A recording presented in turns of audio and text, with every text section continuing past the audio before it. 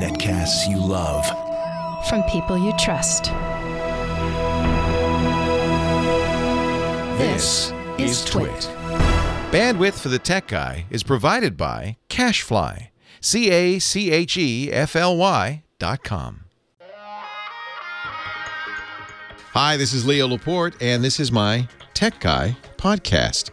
This show originally aired on the Premiere Network Saturday, March 18th, 2017.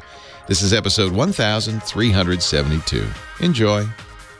The Tech Guy podcast is brought to you by Blue Apron, the #1 fresh ingredient and recipe delivery service in the country.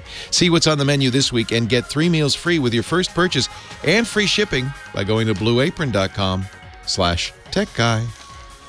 And by Texture. Access the world's most popular magazines anytime, anywhere, using your smartphone or tablet. Try it free for 14 days at texture.com/twit. Well, hey, how are you today? Leo Laporte here, the Tech Guy. Time to talk computers, the internet, home theater, digital photography, smartphones, smartwatches, virtual reality, you know, all that stuff. You know, all that jazz. 8888 Ask Leo, that's the phone number. If you have a question, a comment, a suggestion, anything you want to know, a little hand-holding on the information superhighway, that's toll-free from anywhere in the U.S. and Canada. Outside that area, you could still call us. Just use Skype. 8888 Ask Leo. The website, probably should mention that. That's where we put everything that I mention and talk about and all the links and everything. That's techguylabs.com. Techguylabs.com. And if you hear something, don't have to write it down. Just get on over there and details will follow. Let's see what's been going on this week in the tech news. Here's a surprising story, and I don't know what to make of this or whether this will go further, but it's a little concerning. You know, we talk all the time about privacy and how, different companies like Google and Facebook are collecting information about you. That's, they're free services, and the way they monetize the free service is to collect information about you and then, sell ads based on that information. We also talk about government surveillance and how the government may be collecting a lot of information about people in an attempt to, catch crooks. And there's some concern among civil libertarians that they gather too much or that it could be used against you. What if you combined the two? That's one of the things we learned from Edward Snowden, is that the government was using companies like Google and Yahoo and Facebook to get the information they knew about you. We take you now to Edina, Minnesota, where the Edina Police Department has asked a judge and been granted the right to see everybody in the city's Google history. I guess they're working on a case. It's not terrorism. It's not child pornography. It's just a case of wire fraud. A guy was trying to get, and didn't, by the way, get a fraudulent wire transfer of $28,500. And so what they're trying to figure out is, I don't know what, but anyway, they know the name of the guy, according to the search warrant, Douglas blank, we won't say the last name. And what they've asked the judge to grant, and the judge agreed to, is that everybody in this suburb of Edina, that they could, if we could just see what everybody had Googled, anybody who Googled that name, that would narrow our suspect list. Like somebody who's, because it's a fake name, somebody who's trying to get some fake documents or something. So last month, Judge Gary Larson, not the cartoonist, agreed and approved a search warrant that looks into, quote, any, all, user or subscriber information of anyone in Edina who'd looked up that name between December 1st, 2016 and January 7th. And, of course, they immediately then filed a warrant with Google. We don't know what Google's response will be.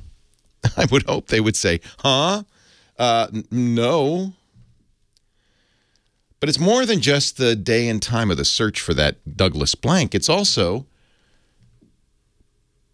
should include, but is not limited to, according to the warrant, name, address, telephone number, date of birth, social security number, email address, payment information, account information, IP addresses, and MAC addresses of the person or persons who requested or completed the search.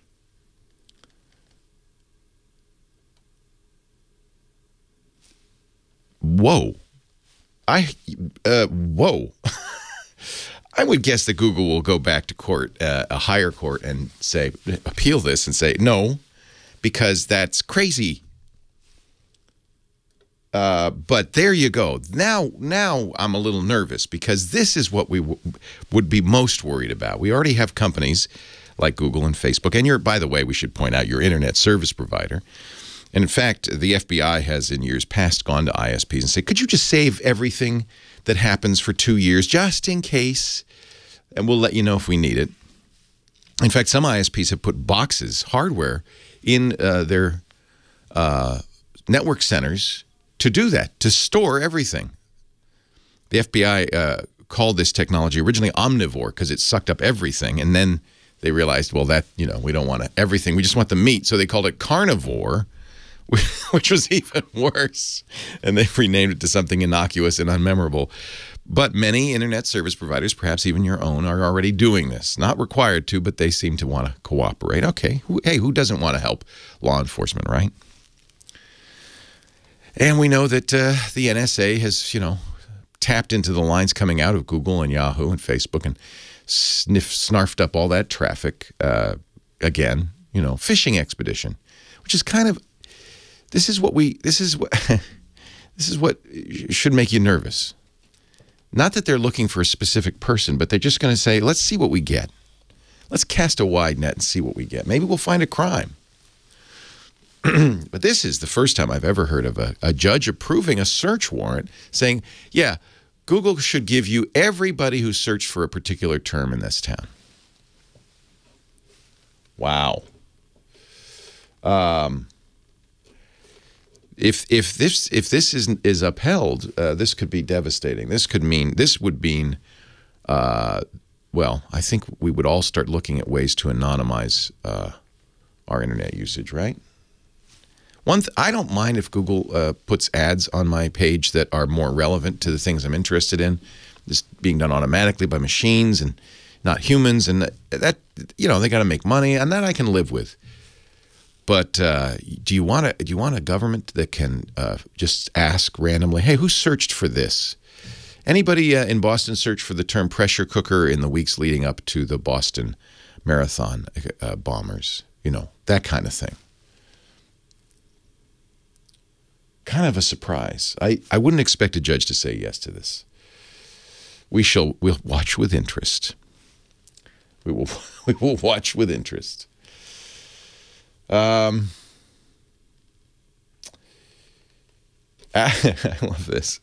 Apple price fixes. Everybody knows that, right? Go ahead and try to find an Apple product, an iPhone, at a lower price anywhere. Maybe $5 here or there. But you're not going to ever get it. You can't go to a discount store. And Apple, that's called, euphemistically, they have a very tight control of the supply chain. In other words, they tell retailers, you're going to sell this phone, you're going to sell it at our price, period. So apparently that's okay in the U.S., but it's not okay in Russia. The Russians the Federal Anti-Monopoly Service has found Apple guilty of price fixing. Apple, they found, illegally ordered retailers to fix prices of the iPhone, 16 retailers. And if a retailer was found to be selling the iPhone at a, quote, unsuitable, end quote, that's Apple's word, price, Apple would order them to change the price or risk having the sales agreement terminated. We know Apple does that in the U.S. Is it legal? Maybe not. It's not legal in of all places, Russia, where plenty of other things are illegal, including domestic violence, but apparently can't price fix the iPhone. Company has 3 months to file a challenge. And the worst case scenario is they pay 15% of the revenues in Russia to the government. Wow. That Putin knows how to run a country, right? The U.S. this week charged, by the way, speaking of Russia, of course, the feds are investigating Russia for hacking Yahoo. And apparently, 3 Russians and 1 Canadian have been charged for hacking into Yahoo. Not the election, but Yahoo. Of course, 500 million Yahoo users' records were snarfed up, released. Well, I'm glad they're doing something. 8888 Ask Leo, the phone number. We can talk about that, but most likely, I suspect you want to talk about your computer woes, and that's what we're here for. Leo Laporte, the tech guy.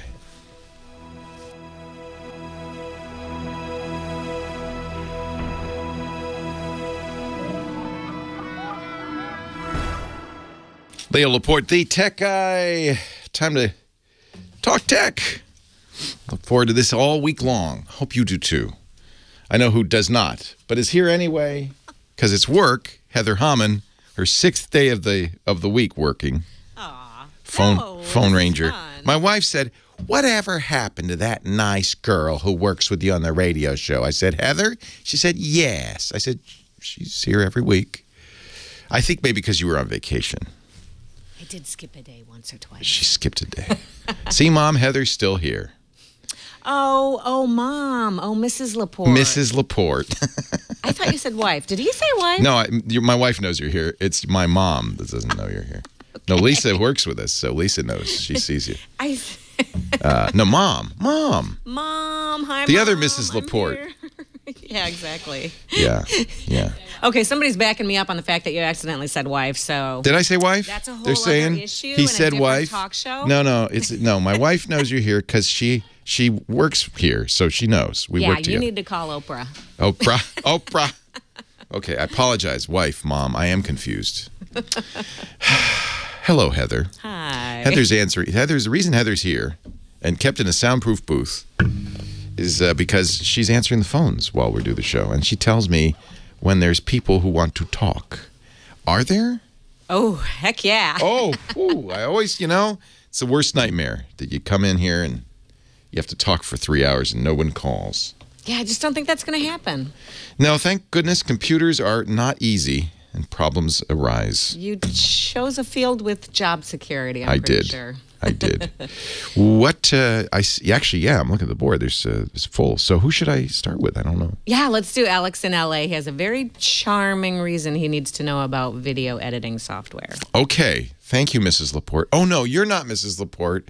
That's my mother. No, that's my wife. Oh, I'm so confused. Hello, Alex. Leo Laporte, the tech guy. Hi, good morning, Leo. Thank you for taking my call. My pleasure. Thanks for calling in. I have a couple questions. One is that I have an old computer, which is Windows Vista, they start supporting, so I need to change computer. I'm interested in Apple. That's one. Two, my 15th of my daughter's coming up in December. Oh. And I have videos and pictures, and I want to make a video of her for presentation. For the quinceanera, huh? Yes. Yeah, how fun. I have her when she started crawling and walking and all that fun stuff. So you're going to embarrass her in front of all of her friends. That's correct, yeah. Best reason for a quinceanera. All right, well, let's see here. So you're thinking a Mac, huh? Correct. The nice thing about the Mac is it has very, very good video editing software that comes with it. Windows does not. So you can do exactly what you want to do with a program called iMovie that comes with all Macintoshes. Do you want a desktop or a laptop? I will say desktop. Okay. Then really you don't have much of a choice. I expect we're going to see new desktops from Apple in the next month or so, but there's no guarantee. And frankly, the current generation iMacs are perfect for what you want. The only reason you might some people might want to wait is because they'll have newer processors. They might have more power. More likely, the reason to wait would be because the old ones would get less expensive. Although Apple never really drops prices that much, so I would say an iMac would be a really good choice for you. That's their all-in-one desktop. They're not cheap. Apple's stuff is 50% to 100% more expensive than a comparable Windows device. And I wish I could say you get what you pay for, but a lot of that is you're paying for the brand, the Apple brand. However, it is the only place you can run a Mac OS, computer, and I think they're very good, especially for what you just described for video editing. They're very reliable. They're somewhat more secure than Windows. Not to say they're 100% secure. There are Apple viruses, and there's even ransomware on the Macintosh, but it's harder to do, and it's much less common. Most bad guys go after Windows machines because there's lots more of them. So I would say an iMac, there's kind of two choices. You can save money, go with a 21-inch, which is a little small for a desktop computer. Or if price is no object, it is your daughter's 15th birthday after all. A 27-inch and Dad gets to use it then, is a really nice Macintosh. That's my desktop at home, and I really like it.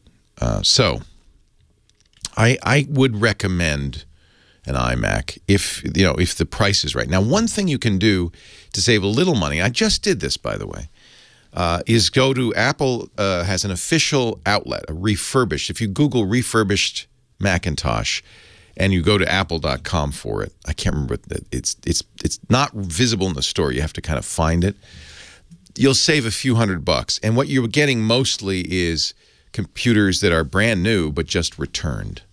Somebody bought it, didn't like it, didn't use it maybe used it once, and then put it back in the box and returned it. You get a full warranty. It's identical to the new stuff, but a few $100 less. So I just did that because I finally got fed up, to be honest, with the new MacBook Pros, the Touch Bar. It's horrible.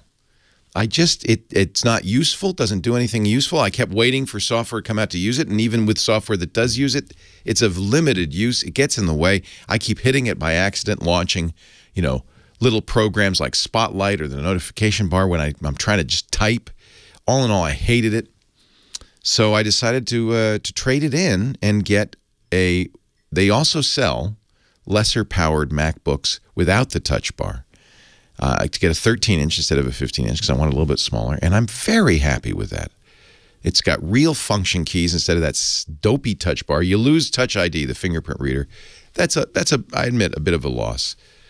It's also not as powerful. You can get more powerful MacBook Pros, but at point being, I got it at the refurb store for about $300 less, and as far as I could tell, it is brand new. It's not been used. So I saved $300. And replaced the Touch Bar Mac with something that I really am much happier with. So people are saying that you can go to non-Apple stores like B&H and Adorama and get better deals or good deals on new Macs. That's fine. Those are well-known retailers, B&H Photo or Adorama. They're both primarily photography stores, but they're good retailers. You're not going to get a huge discount. Because, again, Apple tightly controls what we call the channels, the people who resell their stuff. So don't expect a huge discount. I think the best way to save money on a Mac is to get it from the Apple store in their, quote, special deals. They're refurbed.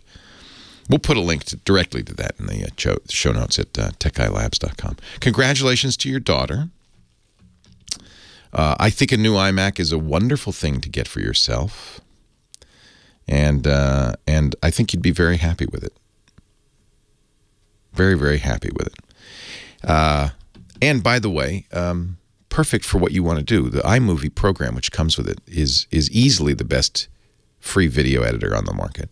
And if you get proficient with it, Apple has a upgrade path to Final Cut Pro, which is used by many professionals, movie editors and TV editors, and is an excellent tool. But very few people really need all that power of Final Cut Pro. 8888 Ask Leo, that's the phone number, 888-827-5536. Happy birthday to your daughter, Alex. Leo Laporte, the Tech Guy.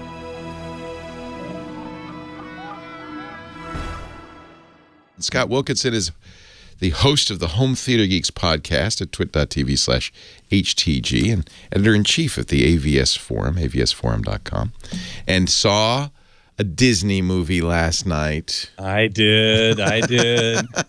Actually, I really liked The Jungle Book. So Disney, I gather, is taking their classic animated films and creating live-action versions of them.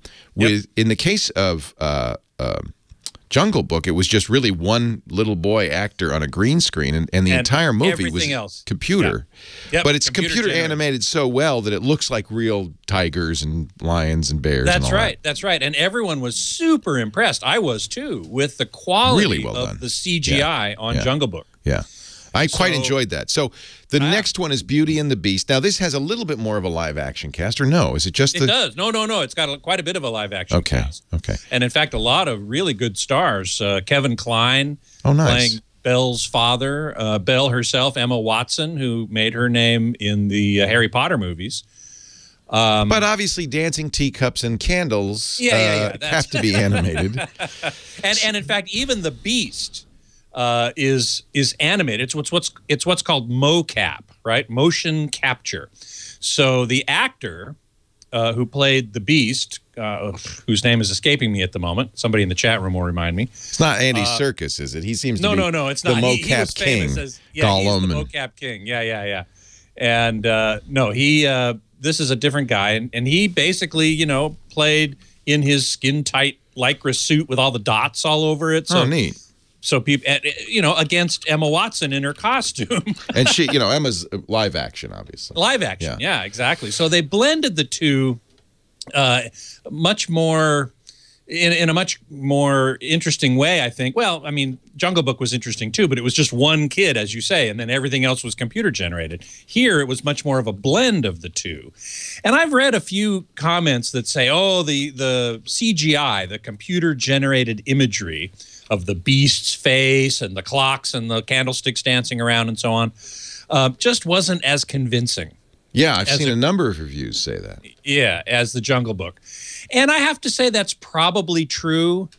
But still in all, I thought that the Beast's face, some people are saying, oh, he wasn't very emotive and it was just dead and lifeless. I didn't think so. I thought his eyes in particular were really quite well done. So, and that's where a lot of emotion comes from, is from the eyes. Right. Well, that's why you get that why they do those mocaps, right? So that they can make it an actor performing. You capture a performance, but if obviously you don't want to make up an actor. Well, you could make up an actor to be the Beast. You could, but this would be so much prosthetic and makeup. CGI is always going to be better than that, I would think. Well, there are those who would disagree.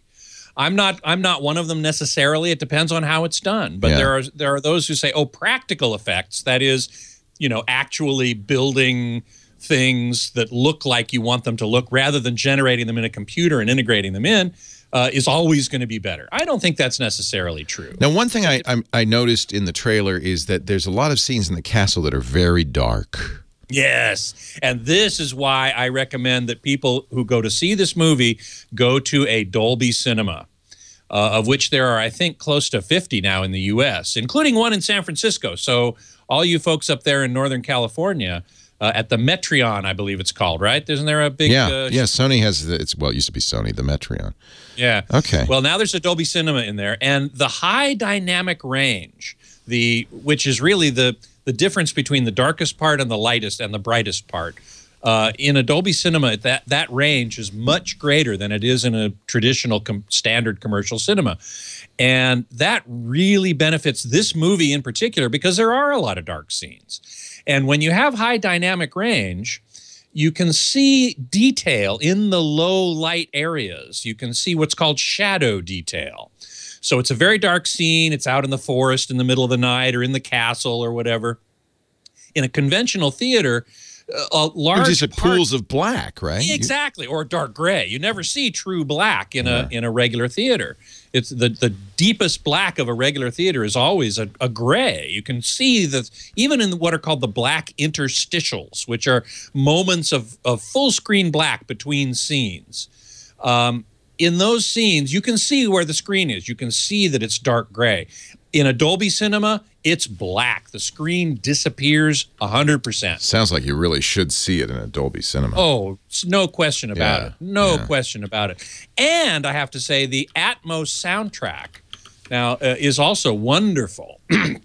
Atmos is another Dolby technology where they put sound not only around you horizontally, but also vertically overhead. There are actually speakers in the ceiling of the theater. You can do this at home, too, but when you go out to a theater, it's a much larger room. There are many more speakers. And they did a very interesting thing, I thought, in this movie. They brought the music, which, of course, is a primary element of this movie. It's a musical, right? So they brought the music out into when they mixed it, it wasn't only in front of you.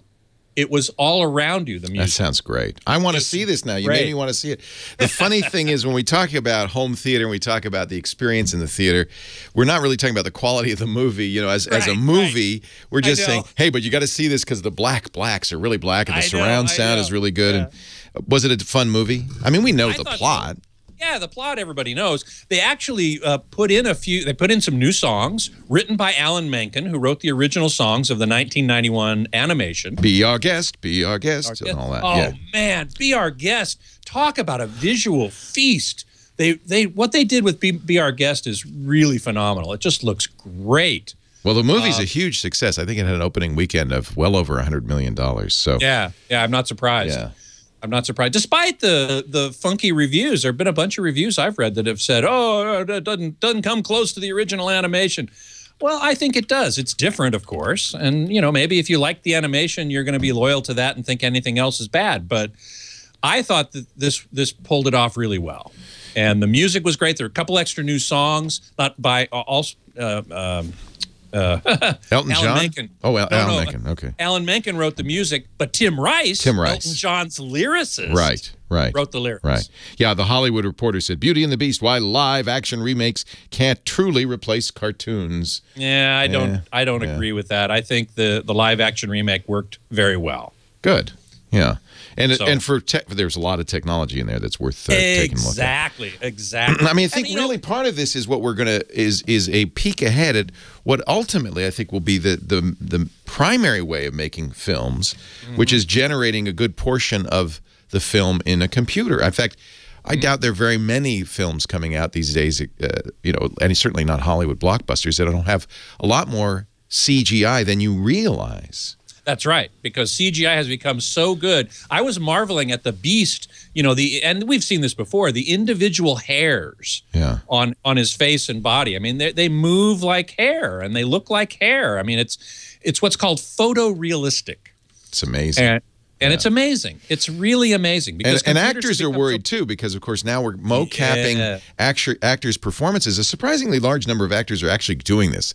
I think they like the idea of immortality because movies, and, of course, it's great for their estate, their heirs, movies will continue to be made with actors even after they die. That's right. That's right. You can still make a new movie with Humphrey Bogart. I'd like to keep this show going for another couple of 100 years. There you go. Well, we'll get you and into the studio and mocap you, Scott, and the only problem somebody will have to write the content, but then you'll be able to say it because we'll have every vowel and consonant possible. Scott Wilkinson is at twitch.tv/HTG for the Home Theater Geeks podcast. Yeah, I think it's really, really interesting as we move in that direction. I think in our lifetimes you're going to see. Oh, I mean, we've already seen those commercials with Fred Astaire. Yeah. Humphrey Well, Bogart. and then more recently in Rogue One, Christopher Plummer. Exactly was recreated, although not, by the way, very successfully. I mean, I haven't seen the movie, but the clips I've seen were not impressive.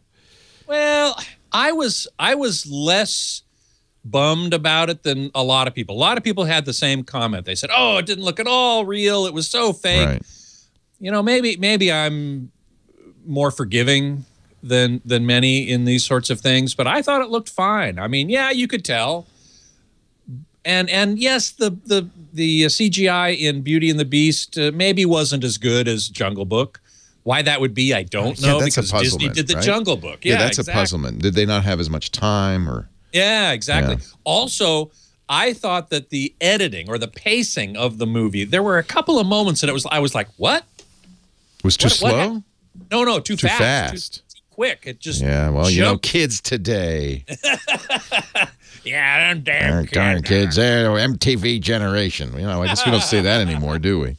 No, we don't. Now we're dating the next generation behind us. They're in their 40s, the MTV generation. The MTV generation. Right. All right, I'll let you. You only have a little bit left. Can you stick around for the top? Yeah, happy to. All right, all yours. Thank you very much. Let's see. Friendly Manitoba. You couldn't beat the CGI in Jurassic. Yeah, Jurassic Park was very good, obviously. And that was more than 10 years ago. No doubt about that. WP788, I don't remember the uproar when people thought they were going to recreate Carrie Fisher's Leia when she was alive. They did that in Rogue One. You know, she was alive when they did that, and she agreed to do it. Now the question is, what are they going to do in the next Star Wars movie? Are they going to recreate her now that she's gone? I don't know. Did she have a multi-deal contract with them, and her estate must honor it? I don't know that either. Dean's line. What's MTV? Kawaii Guy is looking at a 55-inch Samsung QLED TV, which we just got some pricing on this week in terms of the list pricing. I'm looking at it. Do you have an opinion? I don't yet. My colleague Mark Henninger has a Q9, which is the flagship, in for review, and he just spent the whole day at Samsung a couple days ago looking at it. Interestingly, a review site called rtings.com recently reviewed the Q7 and got a very low peak luminance value, surprisingly low. And they thought it might be a defect. So Rtings, like Consumer Reports, actually buys the products that they review. They don't get them from the manufacturer. So they went out and bought a second one, and they got basically the same result. And so my colleague and friend Mark Henninger went up to Samsung, and they did a bunch of tests up there. He did, rather, I should say. And it was independent. You know, it was at Samsung, so I have to say that. But you know, it wasn't Samsung saying, look at these numbers we got. He went and got the numbers himself, and they were quite a bit better than what Rtings got. So we don't know what's going on there. There's something weird going on there, and we want to figure it out. I don't want to cast any stones or point any fingers. There's just something not jiving yet. Leo Laporte, the tech guy, 8888 Ask Leo. On we go with the phone calls. Kenny in Springfield, Missouri. Hello, Kenny. Hello, how are you doing? I'm well. How are you? I'm doing good. Had a quick question on the Otterbox for the 7 Plus. Yeah. I was wondering if you ever heard of something called a rainbow effect on the screen of the... Yeah, I don't... yes. So the Otterbox is a case. It's one of the toughest cases. It's the one I make my daughter use when she has a smartphone, because otherwise, you know, and they kept it safe for a couple of years, so it was good. Of course, at some point, she took the phone out of the Otterbox to clean it and dropped it immediately. So there you go. You need an Otterbox. I love them. Now, most Otterboxes have a lid, but you may also get, and this is true with a lot of cases, a screen protector that you put over the glass of the screen. And that could give you a rainbow effect depending on how well made it is and so forth. I don't put those on. I think they're of limited use. Mostly they would protect you against scratches. Modern smartphones, certainly the iPhone, the glass is very, very hard. The plastic screen will scratch, but probably not the iPhone itself. There are sapphire or glass covers too. On Otterbox, I wouldn't be surprised if they include that. The idea being, well, if you drop the problem with any case is you have to keep the glass part of the phone free to use it. And if you happen to drop it at that moment on a sharp thing, well, glass is glass. Even Gorilla Glass is going to break if it's hit just right. But I never use those because I feel like they do impinge on the quality of the screen.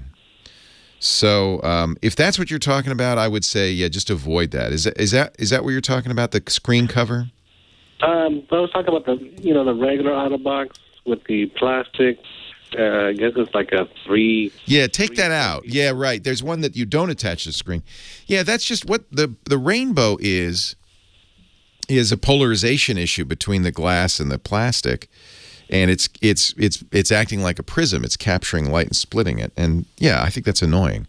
But you don't have to use that plastic insert if you don't want to. There's a good reason to do it. in case if you're really fumble fingered. But there's no there's no perfect solution. I think the Otterbox. Look, if you're going to drop the phone, most of the time it's going to hit the Otterbox, even if you don't have the cover closed on that, right? And the few times it'll hit the glass, then you might have a broken screen. Now, do you know if the iPhone 7 Plus, do they use tougher glass than the 6? Yeah, every app. So Apple doesn't say what they do, but yes, every generation is tougher. They don't admit it, but I'm pretty sure they use Corning's Gorilla Glass like every other manufacturer does. Apple doesn't mention the brand name of the glass process that they use. But we do know that the original iPhone used Gorilla Glass. In fact, Gorilla Glass exists because of the iPhone. Corning was about to shut that plant down. They couldn't find anybody to buy this special tough glass they were making until Apple came along and said, we'll take about 800,000 of those. And Corning was back in business, and they've since improved that almost every generation.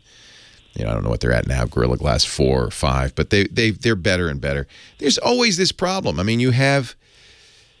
it's a materials science problem where the harder something is, the more brittle it is. So you want to make a glass that doesn't scratch. That's the primary problem, right? If you could use glass screens on phones, that would not shatter, but then it would scratch. So you want to you're trying to balance the need to not have a scratch surface, because the worst thing on a phone, I mean, the worst thing obviously is breaking it, but the second worst thing is scratches on it. It makes it really, but most modern phones, and certainly the iPhone 7, I've never scratched it. I do not keep my iPhone 7 in a case. I carry it every day. Now, I don't drop my phones, rarely drop my phones, but I don't like cases, because here's the most beautiful phone ever made, the iPhone 7. I mean, it really is gorgeous, and I got the shiny jet black one. It's beautiful. It's a work of art. And it bugs the heck out of me. They make these beautiful phones and everybody immediately pops them into what is basically an ugly plastic case. So I don't use those. I take the chance. But I do recommend Otterboxes. I think they're very good. And yeah, try it. And if you don't have to use that plastic insert. Well, I would get one if you're really worried, with a lid. Because most of the time you're going to drop it because it fell out of your pocket or whatever. And so if it has a lid on the top, it's going to protect it. So if that's something you're really worried about, the cases will generally protect everything but the glass. And then if you get one that has a closure, it's going to protect the glass, except that, there's always a vulnerable moment. That's when you're using the phone and then you go, whoopsie daisy, and you drop it. And it just happens to fall face down on a sharp rock.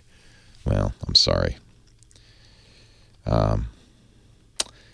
Yeah, I don't know what to say. There's a trade-off for protecting your phone. And if you drop them a lot, if you break them a lot, sounds like you have.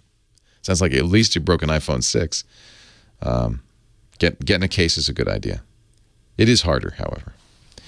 Susan, you're Belinda, Leo Laporte, the tech guy. Hi, Susan. Hi, Leo. Welcome. Thank you. I have a problem with my Wi-Fi. Yes. I got a Blu-ray for Christmas. Yay. Hooked it up to my television. Yeah. Got on, found my network. Good. Hooked on Netflix for about 3 minutes, and then I got a no signal. And I have not been able to find my network since. You don't even see it. I don't even see it. I've gone through Ad Network and had it searched that way, and it keeps coming up that it can't be found. The message on my television is to power my network off and on again. Yeah. Or it doesn't know. Password. So is your Wi-Fi access point near the Blu-ray player or the TV? It's in my bedroom. The television's in the living room, but I can pick up my Wi-Fi and my laptop in the living room and my iPad in the living room. Yeah, but remember though, sometimes your laptop might have a better antenna. So it might be that you can receive it with some things, but not all things. Maybe okay. the TV antenna isn't that good. Ideally, frankly, you'd want to have a hard wire for a television because Wi-Fi isn't ideal for things like streaming Netflix. Okay. I wish you could somehow, and I don't know how you could, move your access point nearer just to see if that's the issue. Is the access point multi-channel? Does it do more, do you know, more than 2.4 gigahertz? Does it also do 5? It might be that your TV only does 2.4 and it can't pick up the 5 gigahertz. But most likely, I hate to say it, your TV's Wi-Fi isn't working. But the first thing, I'd guess the easiest thing to try is see if you can get a signal closer by. Maybe use your phone as a hotspot and put it right next to the TV. Leo Laporte, the tech guy. Hold on, don't go away. Sure. I had to break for the ads, but I can still talk to you. So so it's the Blu-ray or the TV? Which is it? It's the Blu-ray I got because the television didn't have it wasn't a smart TV, so I got a Blu-ray. So it's the Blu-ray player. Right. Right. And does the Blu-ray see other Wi-Fi signals? It does. Okay, so that means its Wi-Fi is working. It may be those other signals are confusing it. That they're, this is one of the biggest. Well, let me ask you this. When I tell it to search for my Wi-Fi, which is Netgear, it comes up and shows a MAC address, and that is not my Wi-Fi's MAC address, and I can't figure out how to get it to change that MAC address. Well, that means it's some other access point it's seeing. I see. And that would probably. Do you have a Roku? I do not. Any other? Sometimes, all sorts of things use Wi-Fi, and I suspect it's getting swamped.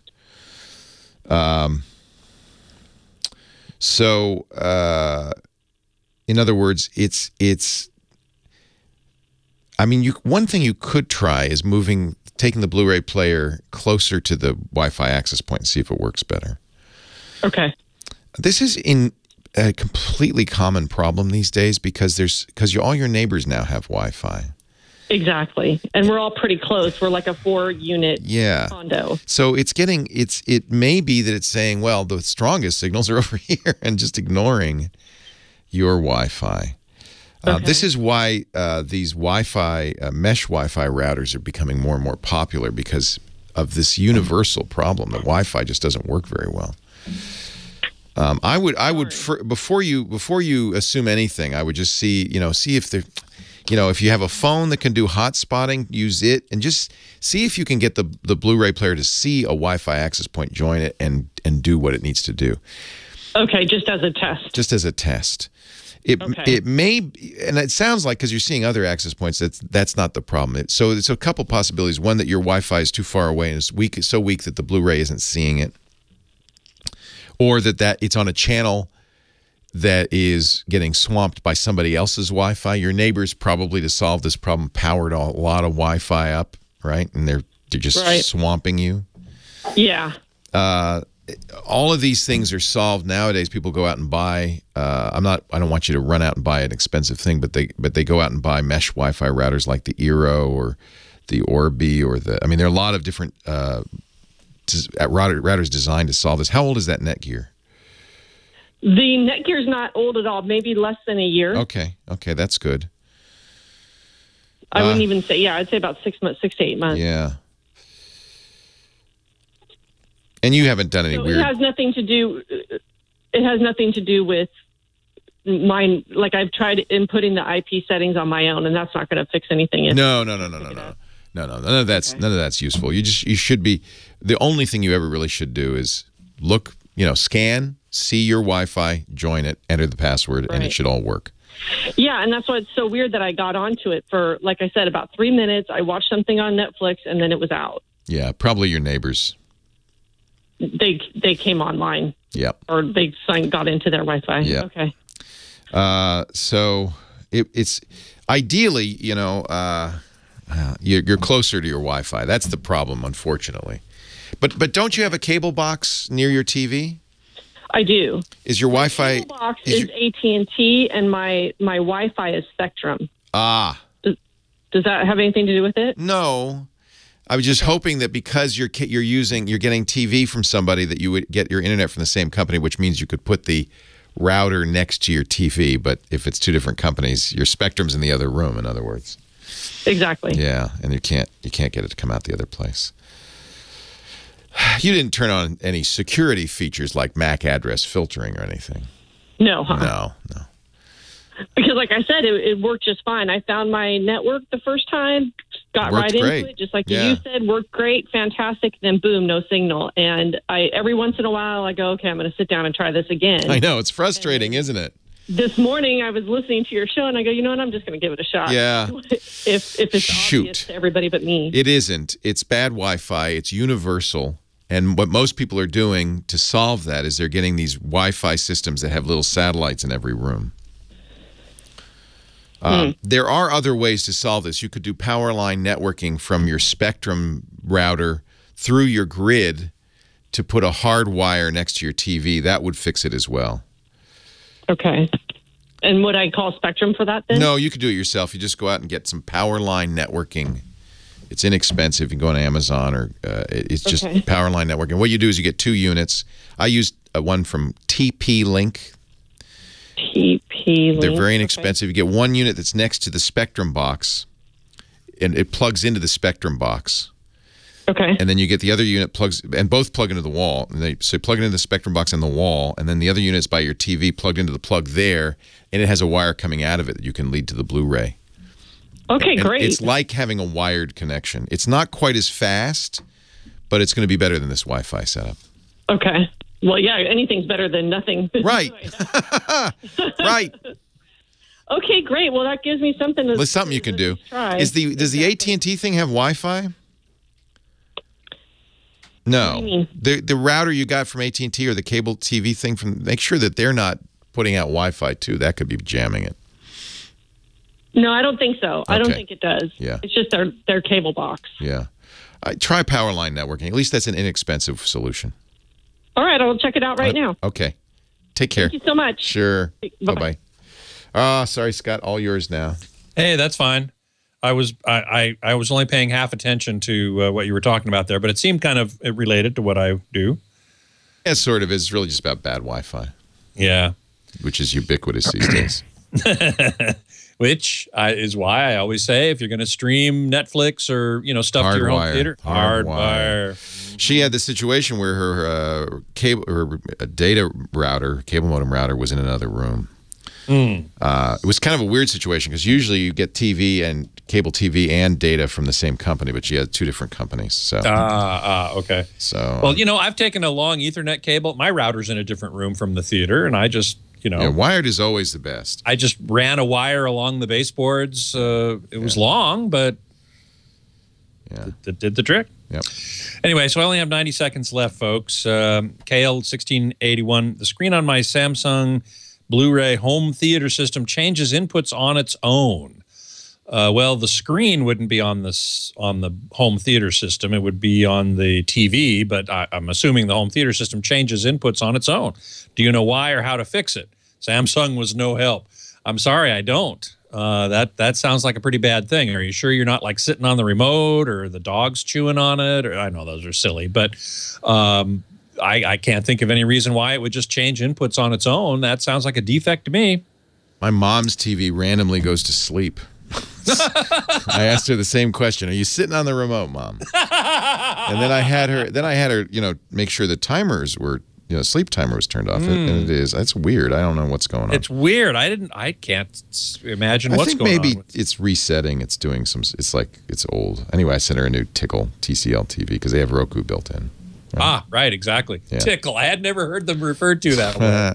TCL, yeah. TCL. Yeah, they're pretty good for what they are. She's old. Sorry, Mom, but she's not. She doesn't care about. She does. Yeah, she doesn't have the high quality standard. It'll look fine. Yeah, exactly. All right, I have to take it away from you, my friend. That's fine. Thank you so much. Have a great one. See you next week. Well, hey, how are you today? Leo Laporte here, the tech guy. We're talking about computers. We're talking about the internet, televisions, internet wired televisions, home theater, digital photography, smartphones, smartwatches, all that stuff. Normally, our travel guru, Johnny Jett, would join us around this time, but he will be here tomorrow. He's speaking at, I think he's in Chicago, did he say, or Denver, for the travel show. He's speaking today, right about now, in fact. But he will join us tomorrow on the show. 8888 Ask Leo. That just means more time for me to talk to you. I talked a little more with our caller last hour. I get more and more calls about Wi-Fi problems these days. And it's because everybody and their brother's using Wi-Fi. Wi-Fi was great when it was just you.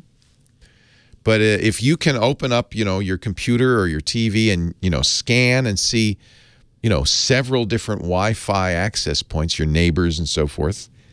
I live kind of in the country, and I still can see 4 or 5 because you know what happened? When this first started happening, people built Wi-Fi access points loud. They turned them up, in effect. And the analogy, and I credit Jim Salter at Ars Technica for this, is a great analogy, is you're in a bar.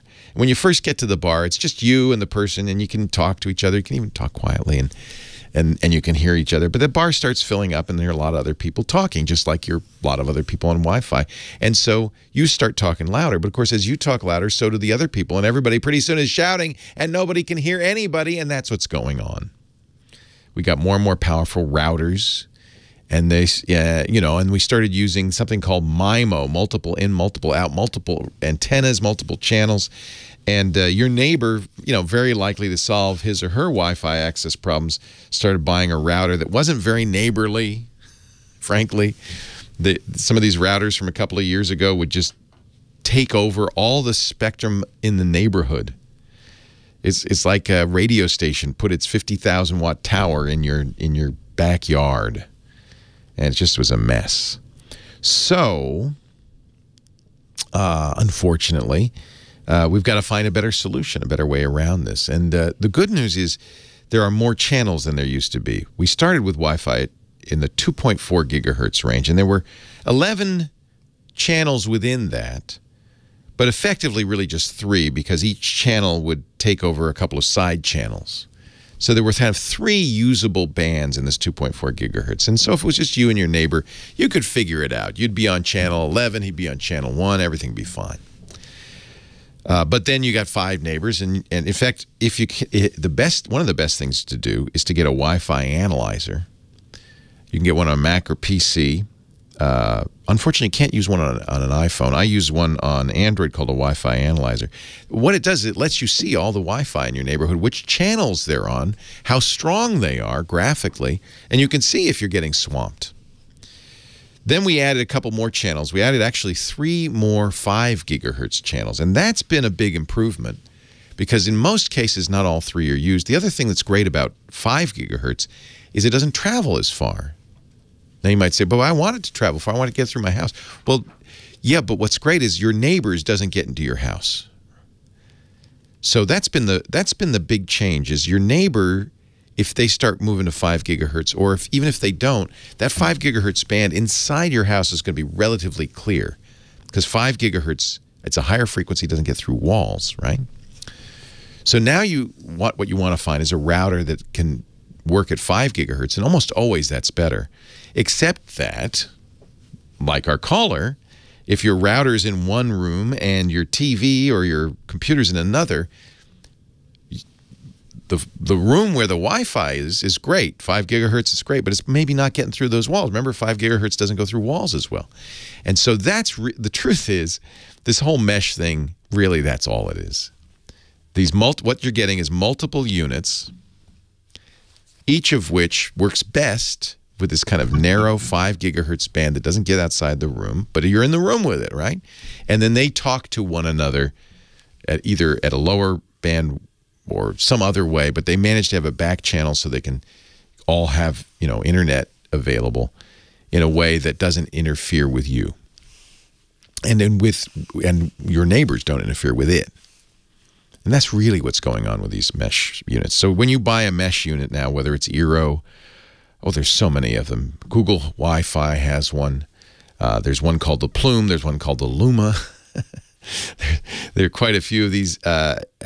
Lynx has just made one of their own. There's Amplify. There's a dozen maybe different manufacturers.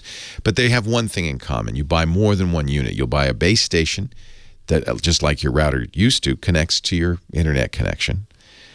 But then the base station has satellites that you spread out around the house. And the truth of these is that really the reason they work is they'll almost always switch you over to 5 gigahertz. And you're in your own personal pool of Wi-Fi. You don't see the neighbors. You don't get, crosstalk from the neighbors. And this is a good thing with Wi-Fi too because, and I don't know if people are aware of this, but when you're using Wi-Fi, and it's really bad for streaming video because Wi-Fi is polite. If it sees somebody else's Wi-Fi, it'll turn off and say, okay, you go for a little period of time, and then we'll turn back on at a random period of time. They avoid collisions by taking turns. Taking turns is fine if you're surfing the internet or downloading email. It's terrible if you're listening to this show or watching Netflix, because it means for a period of time you're not getting any data.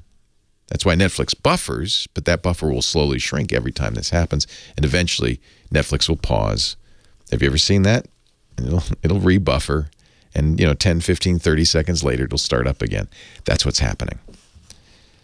There's crosstalk coming from other people, usually your neighbors. And your Wi-Fi's, as it's designed to do, being polite, saying, okay, you talk, now I'll talk. You talk, now I'll talk. But those pauses are death to streaming video. So we need 5 gigahertz really solves this, which is much more, you wouldn't think, but it's true, much more limited range Wi-Fi. You want little puddles of Wi-Fi that are all yours. 8888 Ask Leo, that's the phone number. Randy in Lake Forest, California is next. Hi, Randy. Hi, Leo. I used to listen a long time ago, but I kind of moved, and then now I'm back in the same area. So just today's the first time I've heard you. Well, welcome back. We missed you. Thank you. It's a very good show. Thank you, Randy. Yeah, I like that first caller. I have an Apple, but I've gone through the Windows units. I've gone through at least 5 of them. I got by the top of the line, the best I can get, and they never last for more than like 3.5 or 4 years for me. And I got this. It's a ISX or OSX or something. Yeah, OS 10. Yeah. And they call it Mac OS now because nobody pronounced it right. Oh, okay. So they eliminated the X. It's just Mac OS. Okay. And anyway, that shows you how old it is, because it came with Snow Leopard. Yeah, that's pretty old. Yeah. Apple will not work on those units anymore. Yeah. And this is part of my problem. I had El Capitan operating system put in, since it was the most recent I could get that would make it work. And anyway, so I got an infection somehow of malware, and I stayed up all night one night, and I was playing around with it, and I found it. I deleted it. It had some kind of an emblem on it, and it said malware such and such on it. And then I created a bunch of files. I got rid of all of those. But since then, I haven't been able to log on. El Capitan. Yeah. Here's what I want you to do. I want you to restart, right? Get your data off if you can. I don't know if you have data on there, but what you need to do at this point is erase the hard drive and start over. You can recover a lost password, and it's the same process. You shut the machine down, turn it on holding Command and R. You're going to go to recovery mode. There is a reset password there, but I would rather have you erase the hard drive and reinstall the operating system. It's the safest. Leo Laporte, the tech guy.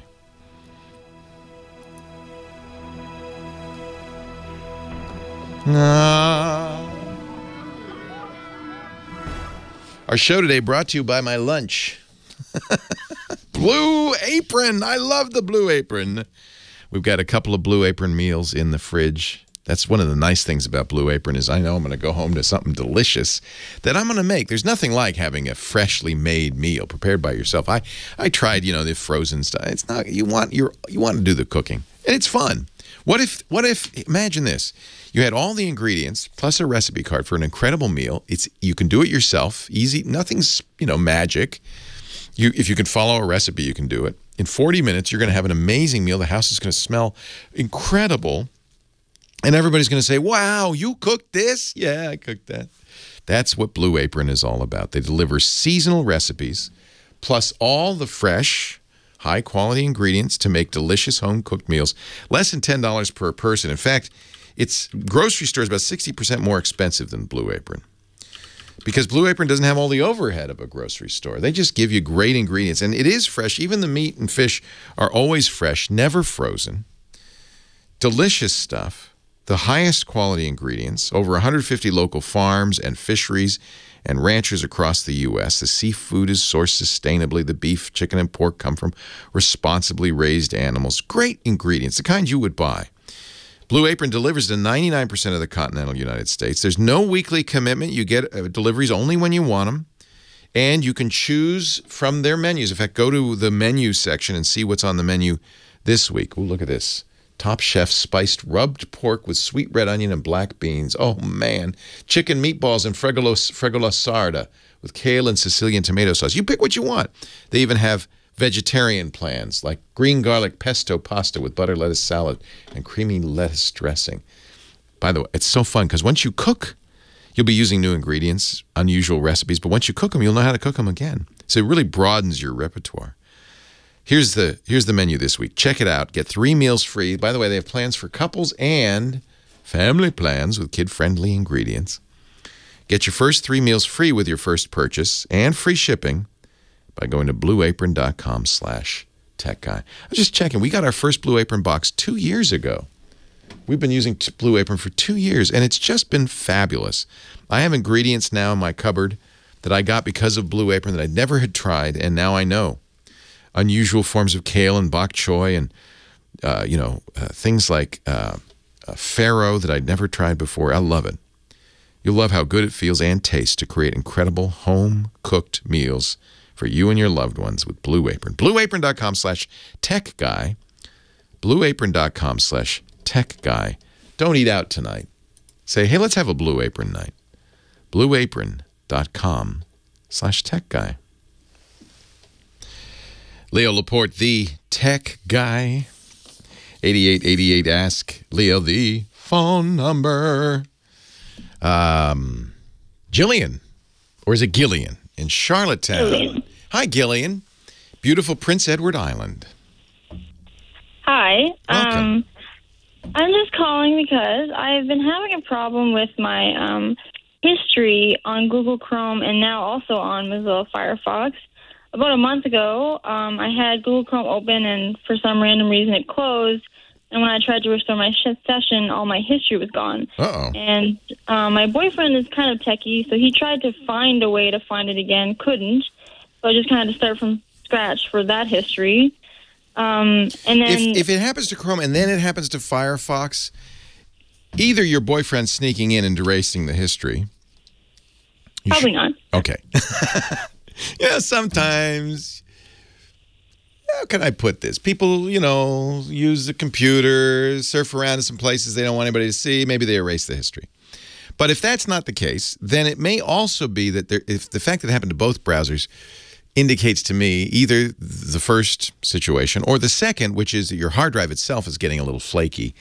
And what's happening, in order to save the history, Chrome and Firefox both have to write to the drive. Maybe those areas of the drive are a little bit corrupted. The easiest thing to do in both cases is reset your browser. Start from scratch. And that would be pretty straightforward in both. The commands would be a little bit different. It's easy in Firefox. Firefox actually has a command to reset. I don't remember if Chrome does. I think it doesn't. But what that does is it refreshes it. It says, okay, start over. Erase everything and start over. And that would kind of be like you erased the program and uninstalled it and reinstalled it. In fact, that's the next thing to do. If you can't find, I'm trying to remember if there's a way to reset Chrome. I don't think there's a menu command. It's easy in Firefox. Try it in Firefox first, see if this fixes it. I have to admit, though, it's a little bit suspicious. Let's see, reset Chrome. Just looking on Google for if there's a way to do that. Oh, yeah, it does. Okay, click the menu button. That's those three, we call them a hamburger menu, the 3 horizontal lines in the upper right-hand corner. And then in settings, select settings. But you have to start typing reset settings in the search box, and then it will find it magically for you, okay? So when you get to the settings, there's a search box in the upper right-hand corner. And if you search for reset, there it is. There's a restore settings to their original defaults. I had never seen that before. It must be kind of a hidden setting. So you press that. That's going to erase everything and start over. If it continues to happen,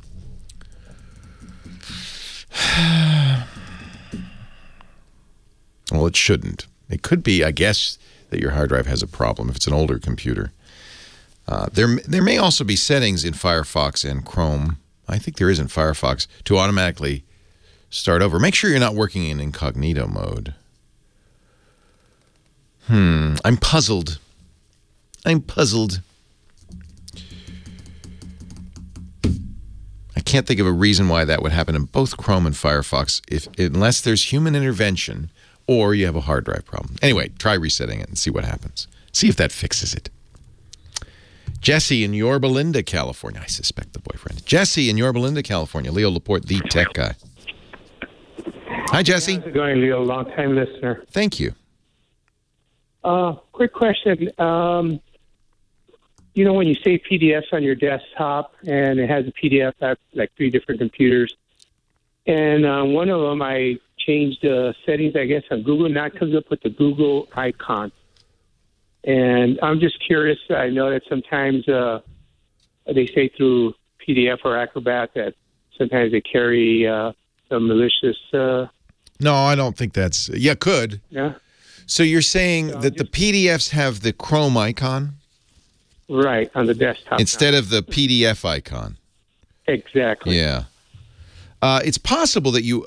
here's what might have happened, that you open the PDFs. Google has a PDF reader built into Google Drive. So it's possible that when you opened those, Google Drive said, oh, I can read that, and associated itself with the PDF. And that, you know, because otherwise it'll have the Adobe, it'll have whatever your PDF reader is as its icon. There's no default PDF icon.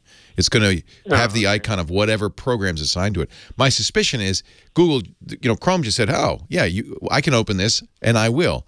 So if you want a different icon, then you can also, you know, open it in Acrobat.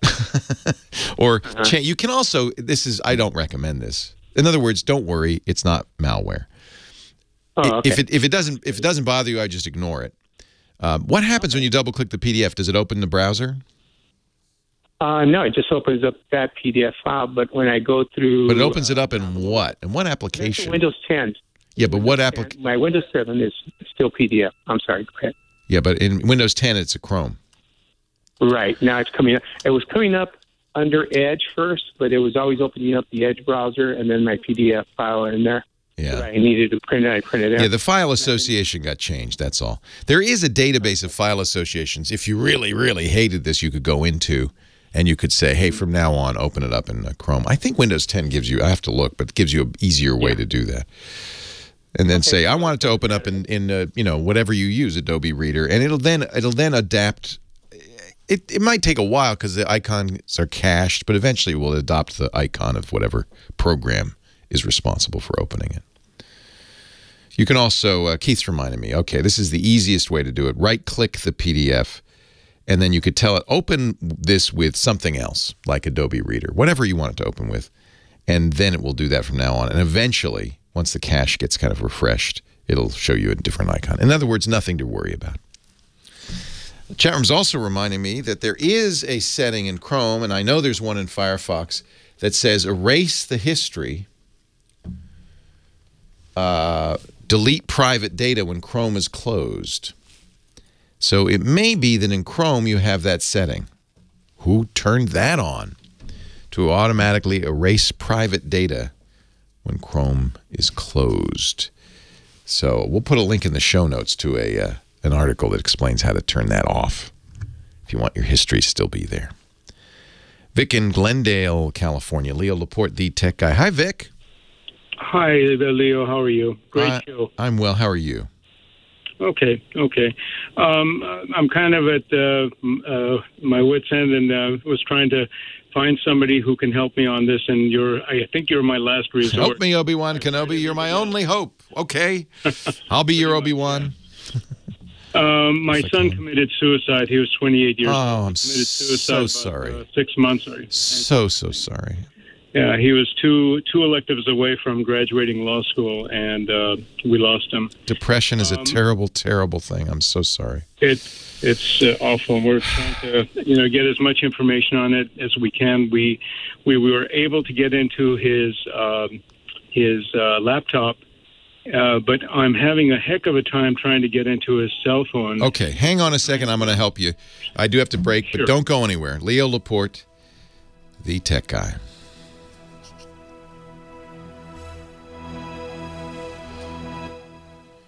Yeah, this is an interesting issue in general. What I do, and it's too late, obviously, for your son, but for other people listening, what I do is, because I know at some point it's going to happen to me, is I use a program called LastPass, and they have a emergency access feature that you can share with other family members, and you could say, if anything happens to me and you need to get into my account, this is going to happen to all of us, right? Our accounts are going to be locked, because only we have in our heads these passwords.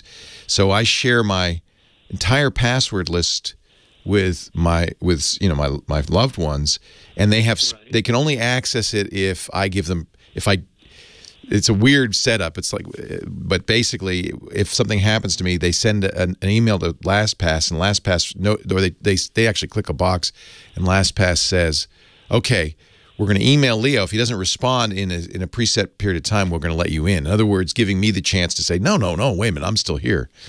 Oh, I see. Okay. Yeah, it's a clever idea. Unfortunately, obviously, it's too late for you. I'm glad you were able to get into his computer, because that means you probably were able to get most of what you want. The cell phone is, how is the cell phone secured?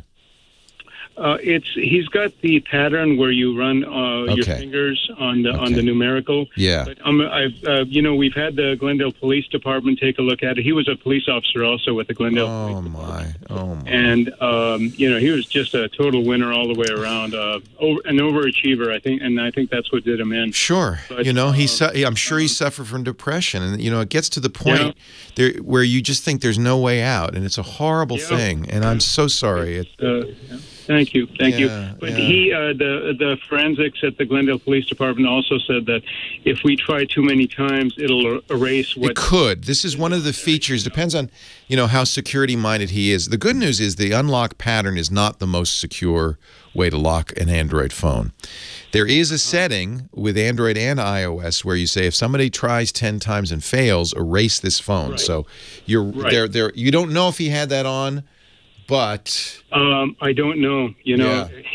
We didn't know there was anything wrong with him. I mean, the last day he was just talking about the future and how great it was going to be when he graduated. I'm so sorry. And just 6 months later, he was gone. The worst thing. Absolutely no indication. So and I just kept it on off, and just hoping for. And I've gone downtown to the main office of AT&T and to various other people, just asking, see if somebody can hack into it. I hate to use that word, but at this point, that's all I got. Yeah. So, no, you will have to hack it. And, of course, all of these phones are designed not to make that too easy. Right. I'm just looking. But it is possible, correct? Well, I believe it is possible. Great. Right. I'm just now it's going to take finding the right person to do it. And, I'm just looking here at what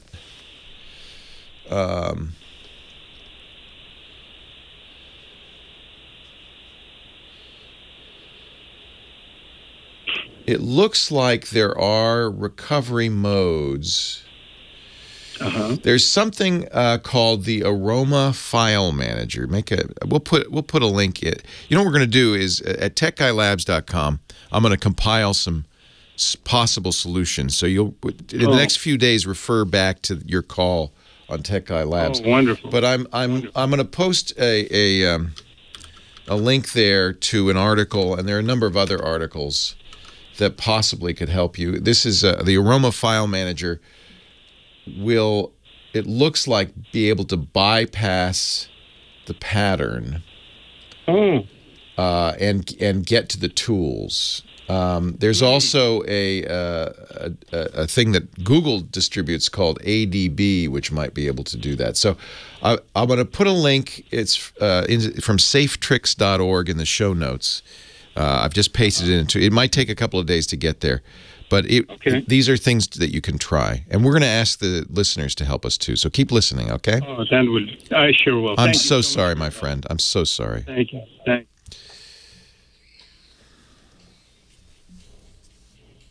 Leo Laporte, the tech guy, gave a little help to Vic. We were talking to Vic. He has lost his son, and his son's cell phone is locked with a pattern lock. Android even tells you when you use the pattern lock that this is not one of the most secure ways to lock an Android phone. The most secure way is with a long password. Most people don't do that because you don't want to have to enter a password every time. So the pattern lock is kind of in between. It gives you some security. It discourages the casual snoop, but it's easy to use. And there's always a trade-off between convenience and security. So the pattern, where you actually draw a pattern on the screen, is one of the most convenient, but not the most secure. So I found on the web an article that has a couple of ways to get into an Android device that is locked with the pattern. Vic, quite rightly, was concerned that if you just kind of try patterns randomly, it's possible that his son had set it up so that after 10 failed tries, the phone erases itself. A lot of people do that. That makes it much more secure because people can't just guess away. You know, at some point, it's just going to say, yeah, you guessed too many times. I've got a link in the show notes at techguylabs.com. We'll put it up there. I think James is on vacation, who normally writes this down, so it probably won't get up there till Monday, but we'll put it in there. I did put it in the chat room. And any help the chat room could give us as well would be appreciated. But it looks like there is a third-party kind of hacking app called Aroma that will help you get access to the password file. Let me make sure this is up to date, because, you know, Google is always trying to lock these things down as time goes by. Yeah, this article is from this month, or February 1st anyway, last month. So I think still up to date for the latest versions of Android. So Aroma is an app that apparently will help you delete the password file, and then you can use any pattern to unlock it. There is also a way to do it apparently with the Android software development kit. This would be kind of an approved way from Google, and they describe it using ADB commands. So I guess that the pattern lock is not definitive, but and of course there's always the ability to erase the phone and reuse it, but we don't want to do that. We want to try to save the data on the phone. There might be pictures on there and things to be shared. And then I think this is an important lesson for all of us. We're all going to go sometime, and you've probably locked a lot of information that maybe your loved ones would like access to. For instance, you might want to, you know, if you pass away, your Facebook account, you might want to have that memorialized. Facebook will do that and say, Leo's not with us anymore, but if you'd like to leave a memorial comment, you can do so. Passwords, you know, I have what I do, and I think it's a good idea. LastPass will allow you to, and I imagine other password vaults will do this. I keep all my passwords in a program called LastPass, a password vault, and it has an emergency access feature that allows designated loved ones. I've designated my wife and my daughter as designated loved ones. And by the way, I had them do the same, so that if I pass away, when I pass away, they can request access to the vault. And it's got what we call a dead man switch, which is poorly named, but it works. You set it up. You say, if I don't respond after 3 days to their request, unlock it for them, because that means I'm gone. And it gives me 3 days if I'm not gone, and let's say my wife just wants to see my passwords, I can say, hey, no, don't give her access. So LastPass is a very good way to do it. You could also, and we've talked about this before, I mean, you really need to be thinking about this. You could perhaps give your LastPass password to your attorney, or if you don't want your attorney to have access, give half of it to your attorney, half of it to your executor or your spouse, and say, my attorney has the other half. If anything should happen to me, get together and you'll have the full password. So this is an issue that's going to become more and more, come up more and more, isn't it? Very sad story. But we should probably all be thinking about what happens, you know. What happens to my estate? I have bank accounts, I have savings accounts, I have investment accounts that only I have access to, unless I make plans for somebody to be able to access that. 8888 ask Leo. Thank you, Vic, for your call, and I'm sorry, very, very sorry for your loss. I hope that helps. We'll put all the details at techguylabs.com. Corey in Panama City, Florida. Hello, Corey. Leo Laporte, the tech guy. Hi, Leo. How are you today? I'm well, Corey. How are you?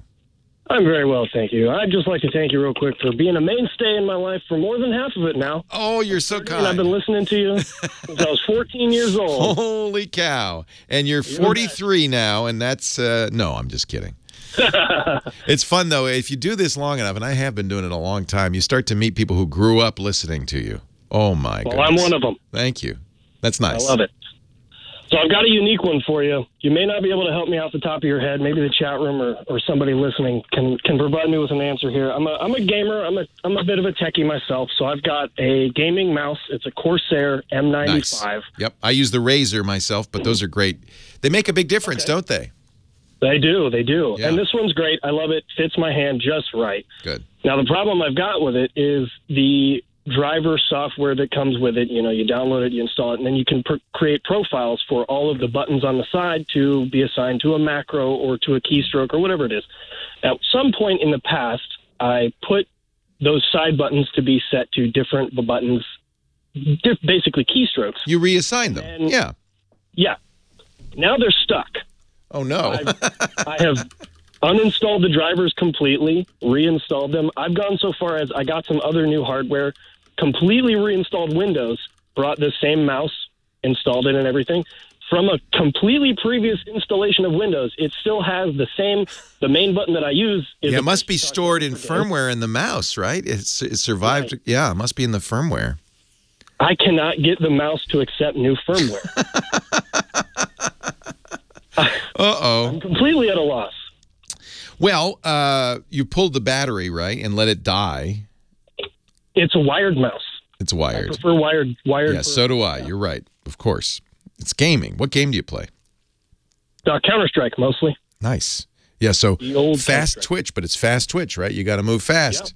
Yeah. And so that presents another issue I'm having with it. I don't know if it's a software or driver issue. Every 2 or 3 minutes or so, it will completely stop responding for about a second or two. Well, you need a new mouse, my friend. That's not in Counter-Strike. You don't want to be frozen for a second. You're gone. No. Your history. That's so where I'm at. It might be time for a new mouse. Okay, so it's wired, right. But it's saving those settings. Is there a reset button on the mouse? Not that I can tell.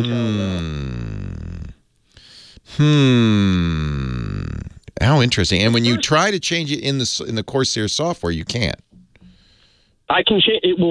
The software will display whatever changes I make to it, but it doesn't save. The mouse it doesn't save to the mouse. Yeah. Sounds like it got fried somehow. Yeah. So the firmware, so obviously the settings are stored in the mouse, which means it has probably a EEPROM, electrically erasable programmable read-only memory, because it can't be battery. It can't be battery backed up. It can't be some sort of volatile battery backed up. It's got to be some sort of non-volatile memory that can be written to. Okay. So it's an EEPROM, and I guess it failed. Let me see. We've got chat room is coming up with a possible solution here. Okay. Yeah, if I could flash it to the original firmware. Well, that's what you want to do is reset that mouse. Yeah. Yeah. So they. I don't know if there's a way to reset the Corsair mouse. Let me look for it and see if we can find it for you. But it may be that erasable memory finally hit bit it, and it's time. It sounds like it's time for a new mouse. Leo Laporte, the tech guy.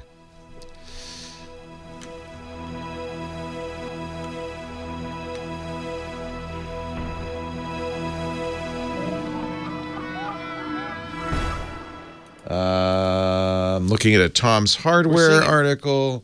Corsair M95. Which Corsair is it? The M95. M95. All right. I believe it's discontinued. Yeah. Yeah. There needs to be a reset. I've downloaded the drivers from the Corsair website and tried that. I can't seem to find a way to just force a firmware reset on it. Yeah, and which tells, well, you shouldn't need to. It tells me that it's broken. It's not. It saved them, but it can't be erased and restarted or changed. And I think that has to be merely that it's worn out. EEPROMs can only be written to a certain number of times, and it must have just worn out. That's a very strange thing, and I don't see anywhere on here a way to kind of reset the mouse. Oh, wait a minute. Here we go. How to reset? No. Firmware update issue. No. Yeah. I think it's time for a new mouse. Well, I kind of had gotten there. You were my help me Obi-Wan. Help me Obi-Wan Kenobi. The chat room's great on this stuff. They're pulling up a bunch of stuff, but I don't see anything that. Is it possible to reset to original factory settings? There's no button on it that lets you reset it physical? Not that I have. I hadn't really looked, to be honest with you, and I'm not at my house right now, but I can check and see. There might be a little tiny hole that you can stick a paper clip in. Yeah, will reset it. I will check that. I hadn't. That's the one. That's the one. And some I'm looking. It's not this. It's not the. It's not your mouse, but there are some Corsair hardware that does have a physical reset button. Okay. I will check that, and I'll check back on the show notes and things. All right. Hey, appreciate it. Nice to talk to you. Thank you, Leo. Thanks for listening all these years. Take care, Corey. Absolutely. Bye-bye. Leo Laporte, the tech guy, 8888. Ask Leo. Now the chat room is just going off on what's the best gaming mouse, and there's a lot of choices. There's as many choices as there are gamers, I think. And what I didn't realize is how expensive these can be. I thought, oh, $100, right? That M95, that Corsair, was $200 for a mouse. That's how serious people are about gaming, right? Very, very serious. 8888 Ask Leo. We do another show called the New Screensavers. I'm going to do it this afternoon, and I think we have a guest on who plays a game called No Man's Sky, which I've played a little bit. It's not my cup of tea exactly. It's an interesting game and got a lot of press attention when it was released last year because it is an almost infinite universe with billions of planets generated computationally. And while you are apparently in a, on a network where there are other players, there's so many planets you never run into anybody. I don't know if anybody's ever run into anybody, but each planet is unique because it's computationally generated with different flora, fauna, different ways to play the game. So you just fly around from planets and planet to planet and you gather stuff. Oh, not just planets, there's moons too. Anyway, this guy likes this game so much, he's so serious about it, that he went out and spent $4,000 on a new super-duper computer with multiple screens just to play it. That's serious. That's serious. And I thought buying $300 worth of donuts in The Sims, or the what was it, The Simpsons mobile game was crazy. 88, no, I didn't do that. Just somebody I know, a friend, did that. Nick in Moreno Valley, California. Leo Laporte, the tech guy. Hello, how are you, Leo? I am well. How are you? Good, good. I just moved in with some family, and they do not have a wireless. How dare they? Exactly. What are they? What is this? What are you, savages? No Wi-Fi. So do you want to be a good guy and get them some Wi-Fi? Well, I think I'm only going to be there seasonally, but I'm looking for a printer. So that I can print occasionally, maybe 7 to 10 pages a week or so. And I'm looking for a recommendation for a printer. It could be wireless. I might have wireless later. Yeah, but I mean, you want one that's going to be USB. The good news is most printers that do wireless printing will also have a USB connection, so you can do local printing as well. As you know, Epson's a sponsor, and while they are a sponsor and they give me money to recommend them, I happen to like them a lot, and that's pretty much what I use. They have a wide range of printers. They're very good. I guess some of this comes down to what you want to do. You said 7 or 8 pages a week. That's very light printing. Do you ever do photos or color? No, I do use color, but no photos, just for printing text. Okay. So, you know, if you did a lot of printing and the cost per page are important, a laser printer is often a good choice. But it sounds like for light printing duty like this, an inexpensive inkjet would work great. And frankly, there are a lot of companies that make excellent inkjets, including HP, Canon, Lexmark, and Epson. And I would say that any of those would be just fine. My personal favorite is an Epson. If you want to do photo printing, I'd get an Epson Artisan. You don't think you need one of the fancy Epson Eco Tanks. You just don't do enough printing to make that sensible. So you could probably go out and just get a, if color, how is color important or not? You said you do some color. Sometimes I like to highlight text, make it red or blue. That's about it. That's about it. Yeah, you know, I'm very happy with my Epson printers. I have no problem recommending them, even though, as you hear, they are a sponsor. I think they're just fantastic. Let me think of my next. I guess if it's not Epson, it would be Canon. Canon is better. Is a really good photo printer, but boy, I'm just a fan of the Epsons. It's hard for me to recommend anything else. Right. I was just basically going to go to Amazon, look for something. Yeah. Under 100 you could buy it by price. Exactly. Remember that the reason that these printers are so inexpensive, the $100 printers, is because they're going to make it up in the ink. But you do so little printing, it's not a big deal. Right? Yeah. Okay. Right. Yeah. HP also makes excellent printers. I have mixed feelings about them because, just lately they put in. They made it impossible to use anything but HP cartridges in their printers and things. I don't know. It's hard for me to say anything but Epson, to be honest with you, and not just because they're an advertiser. Even if they weren't, I would be saying the same thing. They make a printer for every possible use or per purchase. A lot of people in this chat room are saying you should get laser. The problem is laser, when you get color, it's going to get a little bit more expensive. And laser really makes more sense in a situation where you're doing a lot of printing. It's definitely the lowest cost per page, but I just think an inkjet's probably the best solution. $100, why not? Jim in Las Vegas, Leo Laporte, the tech guy. Hi, Jim. Hi, Leo. Can you hear me okay? I hear you great. Hey, great. I'm blind, and I've been building up my library of skills, and I'm having trouble finding a skill that will allow me to dictate and send an email, or even better yet, just record an email and send it. Do you know any skill that could accomplish this? I know how to do text messages. Let me see. Oh, yeah, apparently you can now do Gmail. Good. Is Gmail good for you? Perfect. Okay. But what it's going to take is a little extra work with if this, then that. Do you know about if this, then that? No. If this, then that is a free website, ifttt.com, that works with the Amazon Echo to get it to do even more things. So, great. Yeah, in fact, it's well worth looking. First of all, the amazing thing about the Echo, and the reason I understand why you're asking, there are now more than 10,000 skills. And it's kind of hard to find a skill you want. You can use the, I don't know how it is when you're blind, actually. It might even be impossible. The way I do it is I use the Echo app on my phone, and then there's a skills section with 10,000 skills, and you can look by category. You can search, but it's tricky to do that. So I would say we'll put an article in the show notes that'll explain how to do this, but you can use, what you'll do is you'll trigger an if this, then that action. So if this, then that is exactly as it sounds. If this, then that. And one of the thises can be a command from an Amazon Echo, and one of the that's can be then send it as Gmail. So you'll have to enable the if this, then that skill. Right.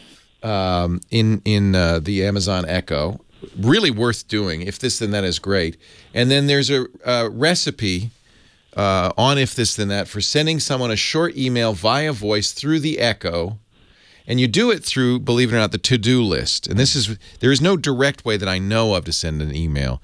But what you're going to do is you're going to Well, for instance, a sample would be Echo, add, I am running late to my to-do list. You're limited to, maybe 40 words. You can't go on and on and on, but it's good for short emails. And then if this, then that is scanning your to-do list and says, oh, here's an item. Let's email this. Now, the problem is, of course, that do you have many recipients? No, I don't. A handful. Yeah. So you're going to...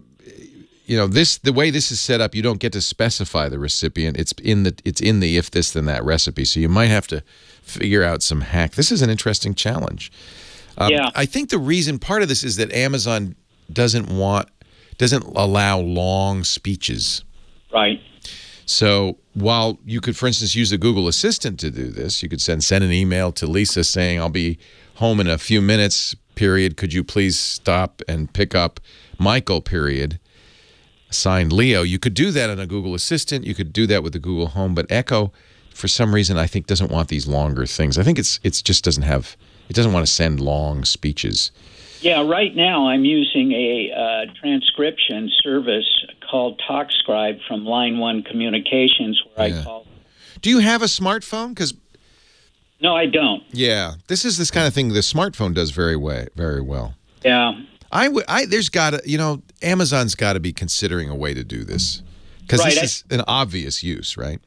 Because I think the Facebook posting also is an issue. Yeah, because it will only take a few words. Right. So you've got to think Amazon's thinking about this and how it could do it. For somebody who's blind, having a voice assistant, the more it can do, the better, right?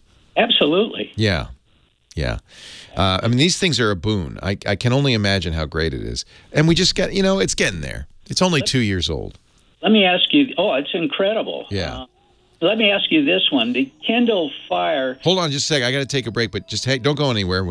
I'll talk to you off the air. We're going to be back with more right after news from your local stations. Leo Laporte, the tech guy.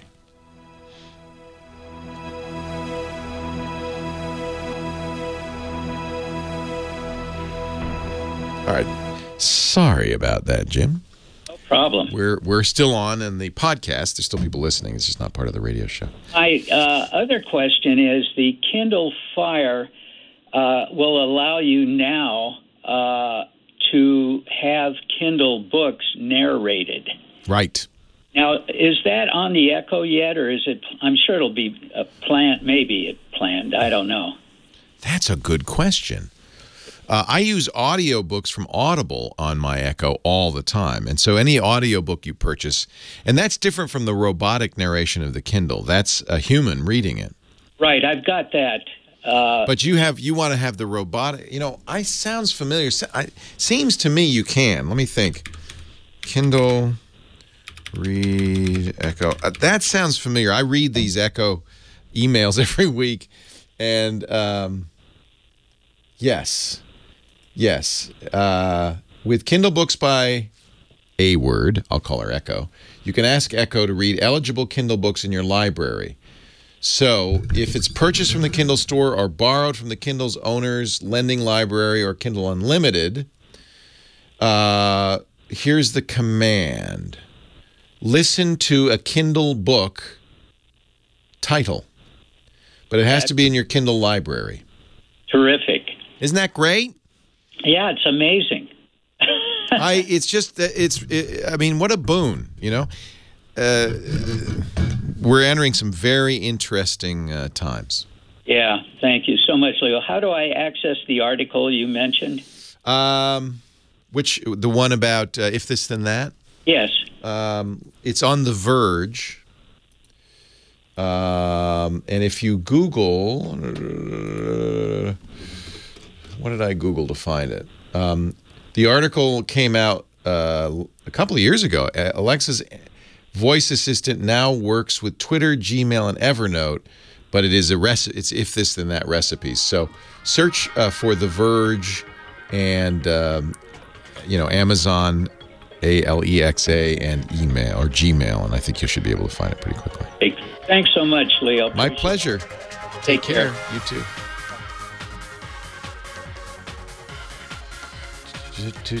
I mean, what an amazing... thing to have, huh? Well, hey, how are you today? Leo Laporte here, the tech guy. Time to talk computers, the internet, home theater, digital photography, smartphones, smart watches, you know, all that stuff with a chip in it. 8888 Ask Leo, the phone number, 888-827-5536. Toll free from anywhere in the U.S. or Canada. Let's move to Lakeview, Ohio. That's where Norman hangs his hat. Hi, Norman. Hi, Leo. Welcome. I wanted to ask you some questions about Chromebooks. I heard you say a few things about it a couple of weeks ago. I'm a fan. Yeah, I'm not always close to the radio on a Saturday, so today I happened to be on it, and I thought, I want to give you a call if I can't find out. I'm up in my 70s and technology challenged like most people my age, and you seem to make it sound like the Chromebooks would simplify your life a little bit. Yeah, the reason I like Chromebooks, you know, if you asked me, you know, what computer should I get 10 years ago, I didn't have many choices for you. It was a Mac or a PC, right? And, you know, you could do laptop or desktop, but those were the two dominant operating systems, and that was that. The problem with but they're both what we call general purpose operating systems. And the problem with a general purpose operating system is, yeah, it can do anything. You just have to have the right software for it. But it also, you know, is overly complex as a result. In order to make an operating system that can design rocket ships and edit video and, you know, record audio and everything under the sun, you have to make a very sophisticated machine. And over time, I mean, Windows now has hundreds of millions of lines of code. It's become an incredibly complex beast. Add to that their age and the fact that both Mac and Windows were designed kind of in a you know, hacker era, so security's been an afterthought for them. They're really more than most people need. I would guess you and 99% of most computing, you probably do a couple of things. You surf the internet. You want a browser. You have an email system. Probably you can use a browser to access that email. Those are the kinds of things. Maybe an occasional game of solitaire. Is there anything else that you want to do? Do you have photo albums you'd like to edit? Things like that? Yeah, well, my wife's got a tablet, and she takes a lot of pictures with it, and she can send them to my laptop. Yeah, they work fine in a Chromebook. Chromebooks don't have a lot of storage. The negatives on a Chromebook is the idea is you have a little bit of storage locally, but mostly you're doing everything on servers on the internet. Mostly Google servers, because Google makes, you know, the operating system, the Chromebook. So you're going to use Google Drive to store your photos, Google Photos to edit and organize your photos. If you want a word processor, you'll use Google Docs. Although Microsoft has a very competent Office suite that works fine on a Chromebook. For most of what people do, a Chromebook is much more secure. In fact, it is basically bulletproof in that regard. It's simpler.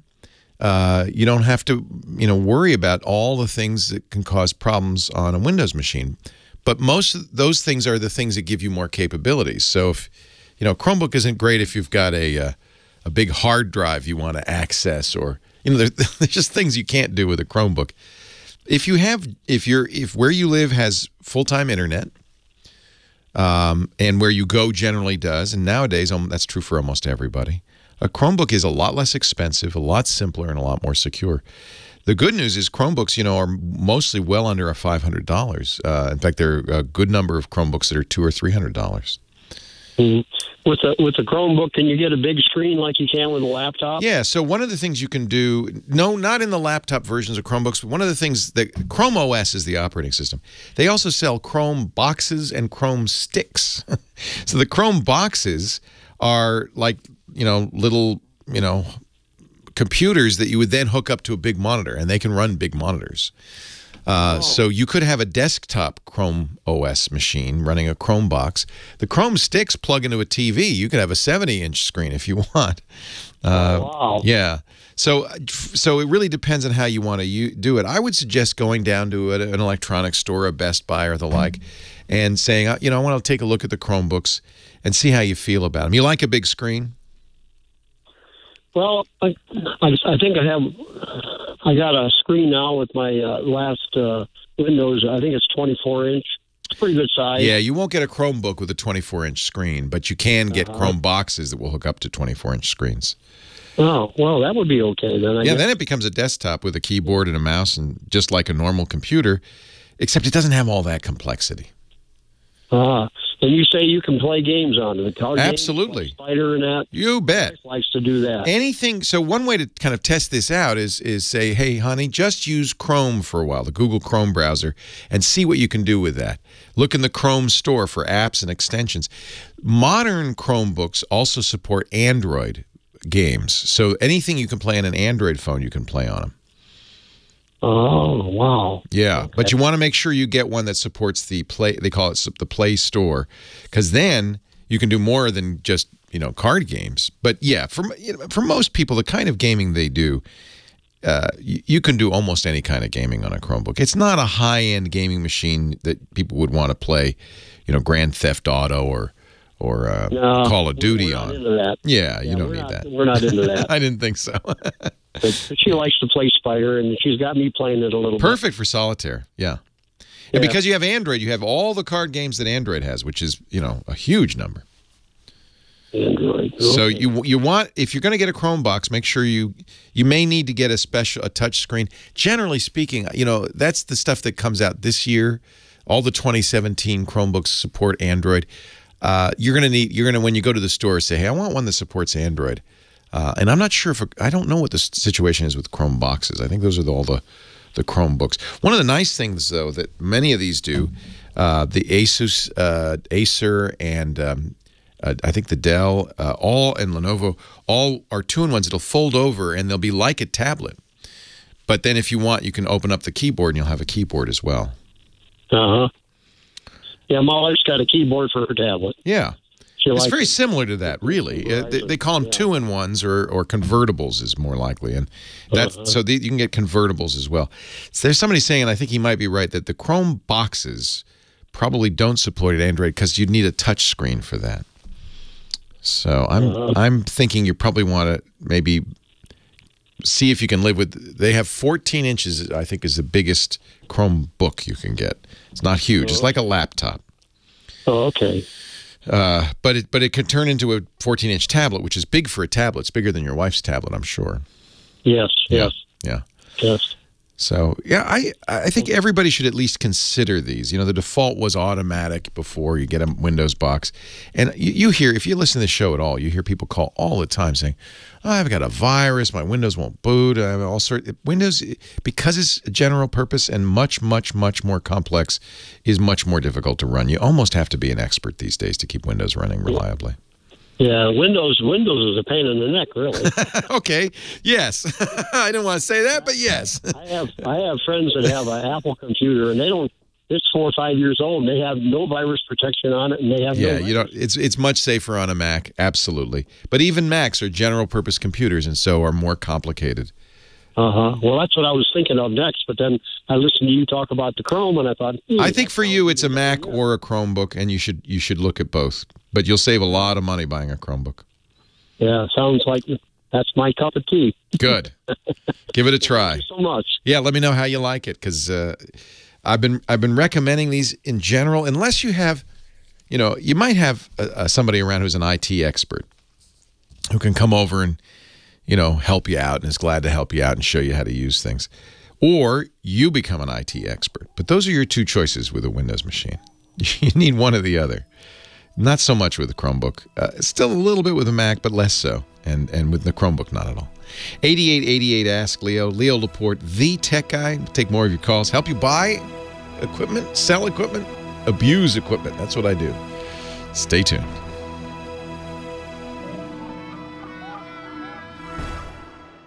You like magazines? I like magazines. Who doesn't like magazines, right? Magazines are awesome.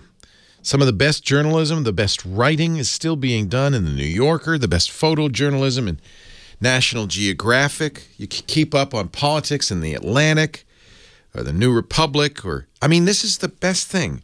I love magazines, but what I don't love about magazines is the clutter, all those magazines on my coffee table, the expense. How many magazines can you subscribe to? And the guilt.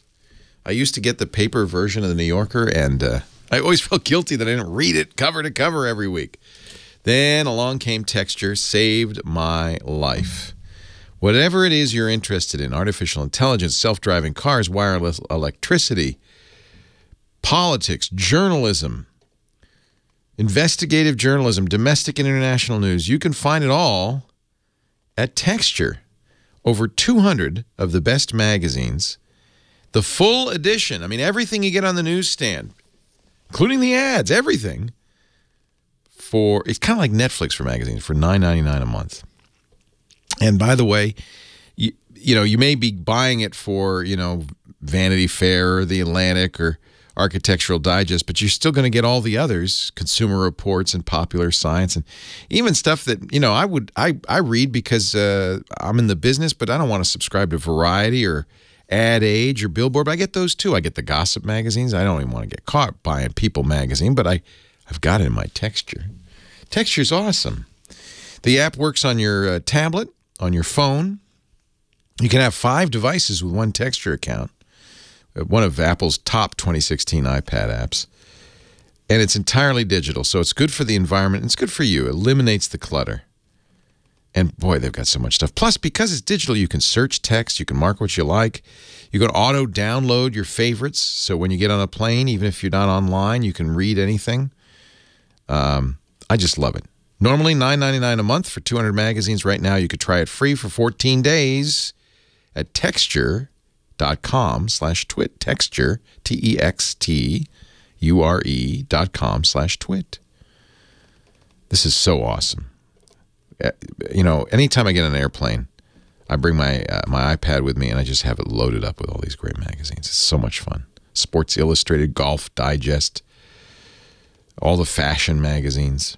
Texture.com/twit. And by the way, if you like photography, they've got a ton of photography magazines, and including, of course, National Geographic.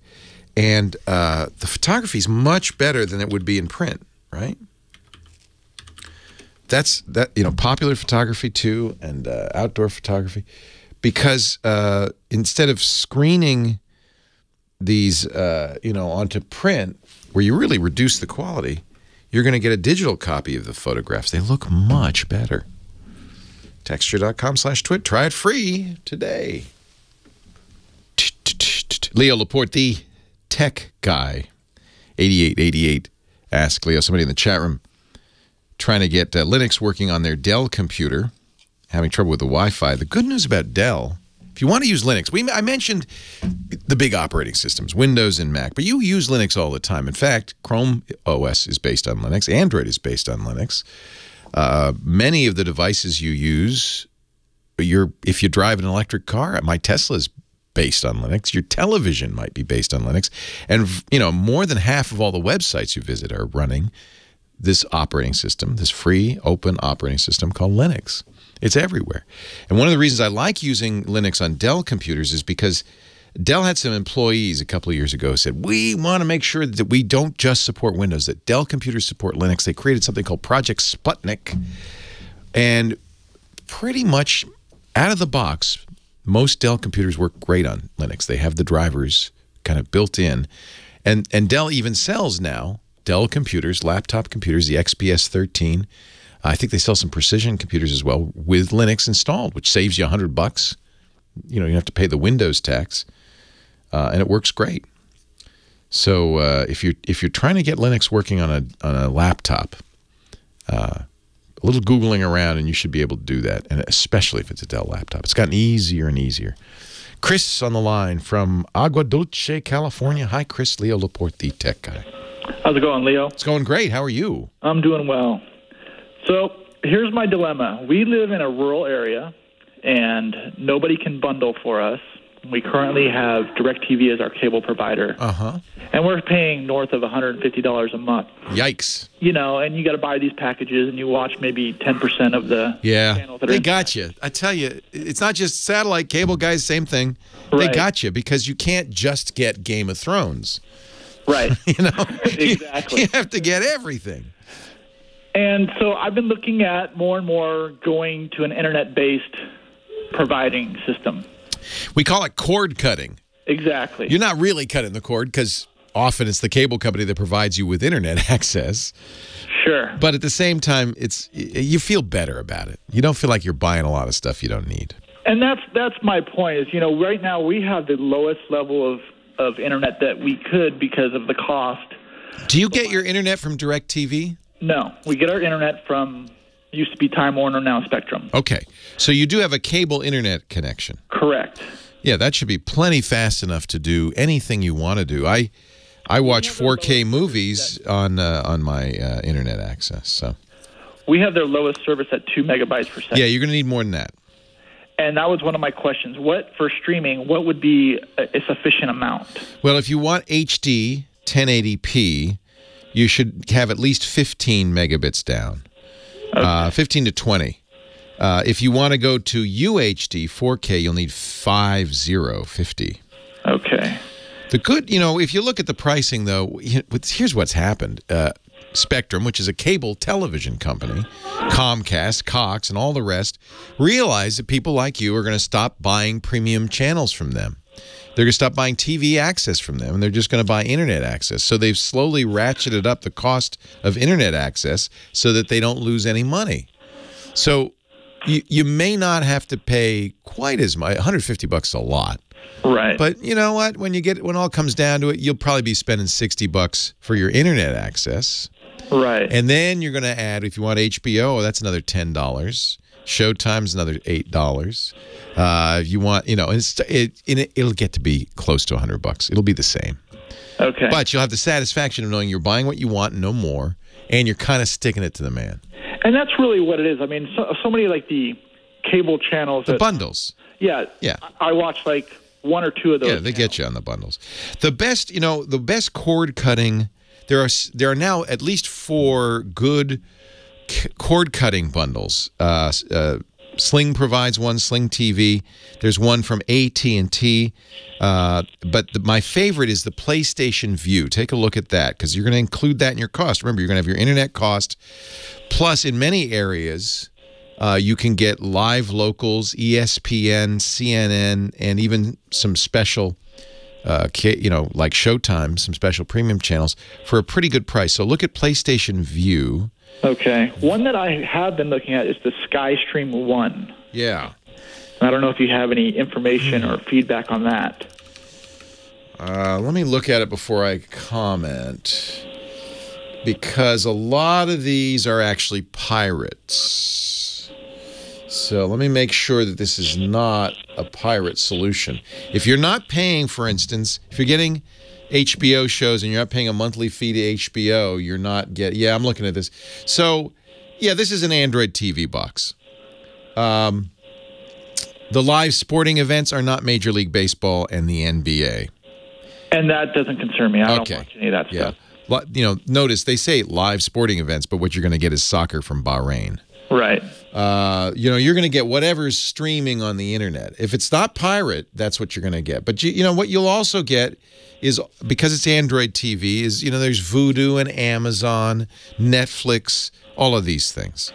So this looks fine. I'll tell you my favorite I would prefer over this. It's about the same price, although it's probably very similar. Is the NVIDIA Shield Android TV device. Shield. And that's because it's from a bigger company, NVIDIA, and it also does some great stuff. It's a really remarkable television device. Okay. You can also play games on it. It's a little more expensive. It's $199, not $149. Yeah, and the one I was actually looking at is their one with the air mouse, which I think is $170. They have one that's $195, which comes with an OTA, but I don't think I'm going to pick up any signals where I'm at. No, yeah. So I don't know this particular device, this Skybox, but it's an Android TV box. There's quite a few of them. Okay. And Android TV is fine. I mean, I'll tell you, the one you really should get, and it's not expensive, is a Roku, at least to start. The Android TV is similar in terms of the channels it offers, and it's a full Android operating system, so you could play Android games on it. You could do more with it. So generally, if people ask me what streaming box to get, I say Roku because it's $100. But if you're willing to spend a little bit more, I would look at the NVIDIA Shield. At least compare it to the Skybox. Okay. And one other question is, do I need to get a box per TV, or is there a way to split between TVs? Yeah, you pretty much need a box per TV. That's kind of what I thought. Yeah. I mean, I'm sure you could, you'd have to cobble together an HDMI splitter, and you'd have to switch. It wouldn't be worth it. Gotcha. It really wouldn't be worth it. Okay. Yeah. I think that, kind of, if I, at this point, I would say get an NVIDIA Shield. If I were to say get one box, it'll do most of what you want. It's a very high quality device. They've got a very good processor in it. It does gaming. It even does GeForce Now, which allows you to play high-end games streaming. But again, you're going to want to get at least 15. I would say get 20 megabits down at least, and consider that in the overall cost. Okay. All right. Perfect. Enjoy. I think you're going to be far happier than with a satellite connection. It's certainly going to save you money off that $150. Leo Laporte. Chromecast is built into the NVIDIA Shield too, which is really nice. Leo Laporte, the tech guy. Leo Laporte, the tech guy. 8888. Ask Leo. The phone number. Back to the phones we go. Matthew on the line from Grinnell, Iowa. Hi, Matthew. Hey, Leo. Nice to talk to you. Nice to talk to you. How are you? I'm doing great. It's a nice day out where I'm at. Is it nice where you're at? Yeah. Well, it's a little rainy, but otherwise, yeah. Spring is here, right? Yeah. I hope it's come. I hope spring's come to Iowa. Me too. Yeah. My question concerns my cable provider, MediaCom, has introduced 1 gigabit internet nice in our area. Nice. Yeah. It's 1 gigabit down, 50 megabits upstream. Fantastic. How much? Well, that's the thing. I believe it's about $139. That's expensive, but boy, gigabit's nice. Yeah. And my question was, I'm considering getting it, and I'd like to know a firewall, a router to support that kind of speed, because obviously what I have now is probably not going to, cut the mustard. I currently have an Asus AC68U. Yeah. And we're just looking for something a little more beefier so I can get the full, 1 gigabit. I hadn't really thought about that because you're right. You're getting so much throughput. I mean, most of the new routers have gigabit Ethernet ports, but can they support sustained gigabit throughput? That's a very good question. Right. And don't know, because I mean the fastest connection I have in my house is a couple of 100 megabits. I just know with cable companies and of course Google Fiber offering 1 gigabit connections. Where does that leave people like me who are heavy internet users? Where does that leave us as we kind of... Yeah, that's a really interesting... I really hadn't thought about this. I mean, you're not... The gigabit is more because you're going to have multiple devices streaming from that gigabit thing. I mean, you're not going to... You don't need a gigabit to Netflix, particularly. No. It's just I currently have about 7 devices in my... apartment that are basically, constantly using the internet as well as what I do. You sound like a good candidate to build your own. and you can do that with your own box. You can buy boxes that are based on the PFSense firewall. This is what Steve Gibson, our security guy, does. And so you can make sure that you have gigabit throughput. You could have multiple channels in that box, any old beige box. Hardware cost will be a little more than going out and, say, buying a top-of-the-line Asus router, but not a lot more. And you're getting a lot more in terms of the firewall capability. And that's something that I was, all routers are firewalls, but they have, it's a mixed bag as to what kind of capabilities they have. They all do, the basic firewall stuff, which is reject incoming packets that don't make sense, that aren't requested. They'll just bounce them. And almost all good routers these days will do it in a stealth mode where they don't respond. They don't say I'm closed. They just say nothing. Right. Right. Yep. And one might say, well, gosh, if a router has a gigabit Ethernet port on it, surely it can handle a gigabit. But I don't know if that's a given. Remember, router hardware is pretty cheap. Computers, the processor, the bandwidth. I think you probably you're asking a really good question, which is, what's a good router? I would guess any router over a couple of $100 is going to be a good choice. My friend Robert loves the Synology router. I happen to use an Asus AC 5200, which I think is very, very good. I'm sure those higher-end few $100 routers can handle gigabit inputs no problem.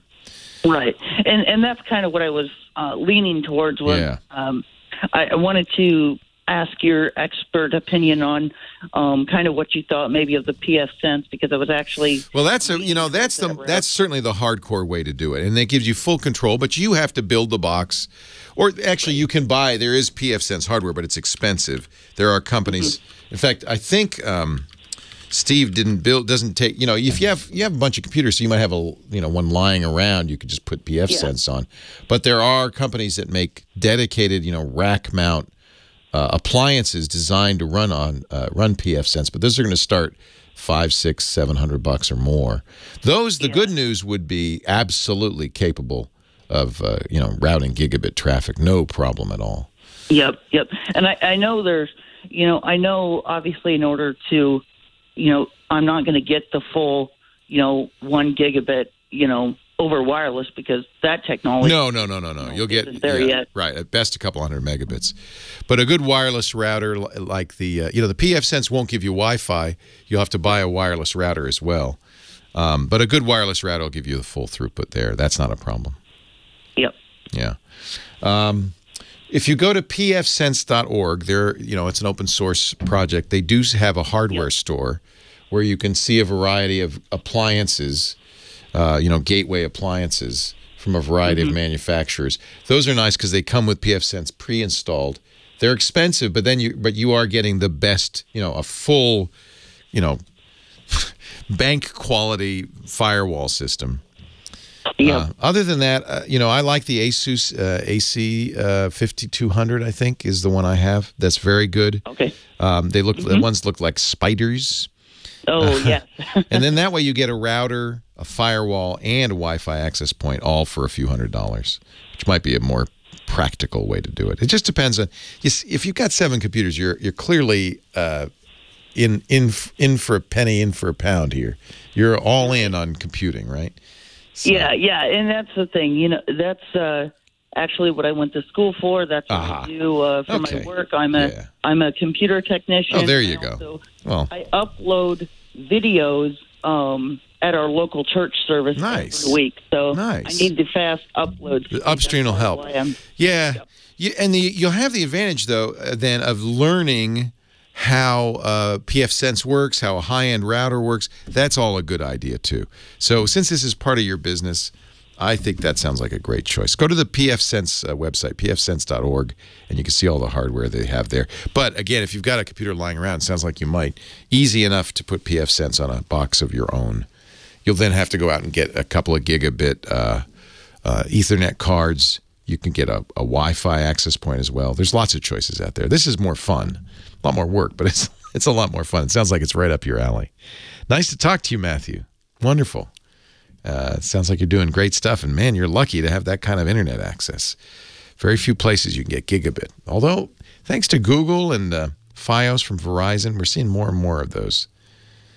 It's a nice thing to have. We happen to be very lucky here. We have 20 gigabits into the studio. No, what you can't even use it. We're just, chopping it up into little pieces because nobody can use it. No computer could do better than a gigabit. But we like our internet service provider. They've done a very nice job for us. Thank you, SonicNet. They offer gigabit in some areas in Northern California for $40 a month. $40 a month. That's now you're talking. As I mentioned, we have a website. Great place to go for more information. I put links there. I put answers to questions. You can put your comments as well. There's no charge to use it. You don't have to sign up. The only time we want you to sign up is if you're going to leave a comment, and that's just to eliminate spam. We don't do anything with those email addresses. The website is at techguylabs.com. No charge. techguylabs.com. Leo Laporte, the tech guy, the Gizwiz, Dick DeBartolo, coming up right after this.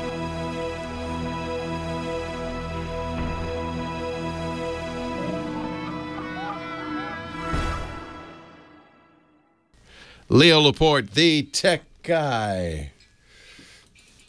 88. Ask Leo. Hey, look who's here.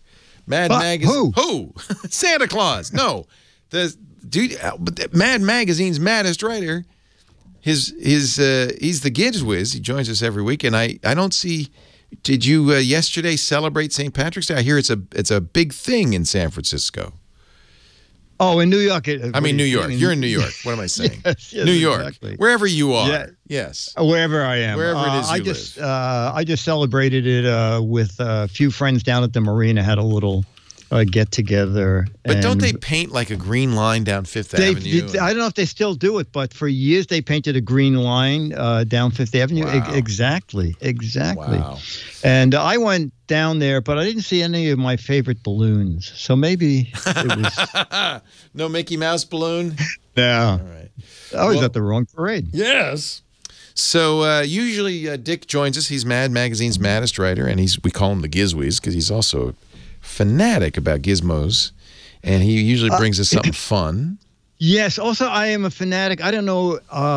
Do you have low sales resistance? Low sales? Oh, LSR? Yeah, yes. Yes. I suffer from LSR. Yes. Right. The deal of the day. I get suckered into more deals of the day. Do you do Woot still? Is Woot still around? You know what? Woot is still around, but Woot now evidently does some of it through Amazon. I think they were acquired, maybe. Oh, okay. Yeah. Because Monday it said Amazon Woot, a white noise machine. Now, I like white noise machines. I actually sleep with one every night. That's the thing that goes... Yeah, exactly. You know what? And it covers up. Does it cover up? So you're in Manhattan. You're in the big city. Does it cover up street noise and honking? Absolutely. And really? Right. Okay. You hear? Oh yeah. All right. So this is a deluxe one, Leo. This one has 20. All kinds of. It's got white, pink, purple, all kinds of noises. Yes, exactly. Multicolor. Right. So I bought it. I like it a lot, but then I was trying to check the next day to make sure it was $60. But deal of the day was $35. And just for laughs, the next day I thought, I'm just going to make sure it went back to $60. So I went there. The company that they makes it is called Electrofan. And when I went back, it had indeed gone back to $60. But I realized for the normal price, for the sale price of $35, they have much more useful white noise machines. The one I have comes with every kind of adapter for overseas travel. Nice. So you might need that. But if you don't need that, they have a white noise sound machine. It just has 10 white noise effects, which is plenty. How do you live with only 10? Yes, exactly. But Leo, it also has Bluetooth. Oh. And a built-in battery. Oh. So as you travel, you can use it in the hotel room to stream your music, or if you have a really that would be useful.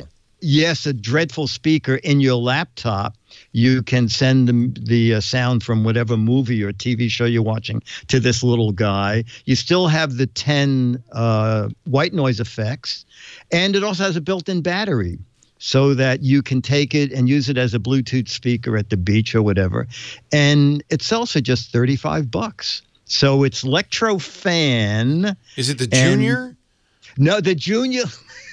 The Junior, Leo, has 10 white noise effects and nursery rhymes. Oh, I don't want that one. No, you don't want that. You want the Electrofan Micro. Micro with built-in battery and Bluetooth. And one of them, I forget which one it is. It might be the Micro. It says 9 white noise effects and 1 ocean.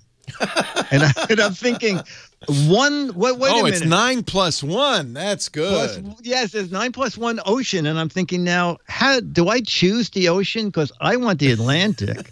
And I figure, I guess they'll look at the shipping label and they go, Leo in Petaluma is I'll get the ordering Pacific. I have the Send Pacific. him the Pacific Ocean. Yeah. Yeah. But I like it that it's both a Bluetooth speaker and a white noise generator. Yes, and Leo, the Bluetooth speaker can stand sound. The one that I have, the sound is really excellent. Good. Yeah, this one tilts. It tilts up, as you said. Yes, exactly, and it's a little bit smaller. So I've not heard that one, but I was onto it after hearing the one I have, and the one I have is really nice, the big guy. But if you don't need all the adapters for it, I would go with the little one. LECTRO, Lectro Fan. And they yes, claim it does cover New York City noises. They claim they have the best white noise generator because it doesn't loop. It's unique. It's generated. Did you ever buy a cheap machine where it has birds and crickets? And it just loops, and it's really annoying. Yes, every 4 seconds. Yeah, I go, no, that's not good. The crickets It comes. Yeah, that keep you awake. Yeah, it does. Yeah, that's why I get these kind of machines. I should probably try this. That's good. It's pretty good. Fan, micro wireless sound machine with a twist. $35 on Amazon. Also works as a Bluetooth speaker. Yes. So does Dick. All you have to do is pair him with your phone, and then he will you open his mouth and stuff will come out. It's amazing. Absolutely. Amazing. When you go to a Wi-Fi signals, you'll see a mustache. Just click on that. Just look for the mustache, or go to gizwiz.biz, GIZWIZ.biz. That's where Dick puts all his show notes and lots of other stuff from the many shows he does. If you want to, you can click on World News Now. You can click on the screensavers, your Computer America. But if you want to find the Electro Fan or Electro, whatever it is, go to the Gizwiz Visits the Tech Guy. That's me. Click that button. And all the details about all the products he's mentioned on the show, plus links. While you're there, you can also click that What the Heck Is It contest. Click that button. Identify a close-up of a gizmo or gadget, usually pretty obscure. And identify it correctly, you're in the drawing for 12 autographed copies of Mad Magazine. Get the best, clever, wrong answer, 24 possible winners. So play accordingly. Gizwiz.biz. And don't forget his great podcast. He does it with Chad Johnson. New gizmos and gadgets every week at gizwiz.tv. Thank you, Dickie D. Thank you, sir. I'll see you next week. Happy St. Patrick's Day. Yeah, the same. Okay, bye. Sherry, Pomona, California. You're next. Leo Laporte, the tech guy. Hi, Sherry. Hi. What can I do for you? Thank you for sharing part of your brain with all of us. My pleasure. Calling about a battery power pack backup. Yes. When you're hiking in the middle of nowhere, yes, or there's a disaster, no one even has gas in their car because yes, you're not near a car to plug in your cell phone. What will people be able to use that might be rechargeable after an event like after? So there's two ways to do. There's actually 3 ways to do that. You can, of course, get one with a solar panel. My experience, though, is that the solar panels are so small that they take days to give you even a little bit of charge. You can also get, a lot of companies sell these crankable batteries that you could add charge to by cranking them. I even have a crankable radio that has a flashlight and battery built into it. It's going to take some wrist power, but those you can, within a few minutes of cranking, and to get enough juice to get a phone to work, get a flashlight to work, or an emergency radio to work. Those are great. I get mine. I think I got mine from C. Crane, but there are a lot of companies that make these emergency radios with a crank. The third way is kind of a weirdo way. But we have these, there's camp stoves that will actually charge your phone. You use them like a regular camp stove. You can build a fire under them. And it takes some of the heat to boil the water, but some of the heat is converted into electricity, which then is stored in a battery. So I will, believe it or not, that exists, and it's a great idea. I think if you're going out in the wilderness, you probably should have one of these 3. I would prefer the crank, but the camp stove one's great. We'll put all 3 in the show notes at techguylabs.com. Well, that's it for the Tech Guy Show for today. I'm Leo Laporte. Thank you so much for joining us. Don't forget, the Tech Guy is just the tip of the iceberg. We do nearly 30 shows now on the Twit Netcast Network, and you'll find them all at twit.tv. We talk about Windows on Windows Weekly, Macintosh on MacBreak Weekly, iPad on iPad Today. You get your daily dose of tech news from Tech News Today, and our weekly roundtable show, This Week in Tech. It's all at twit.tv. And I'll be back next time with another great Tech Guy podcast. Thanks for joining me. See you next time.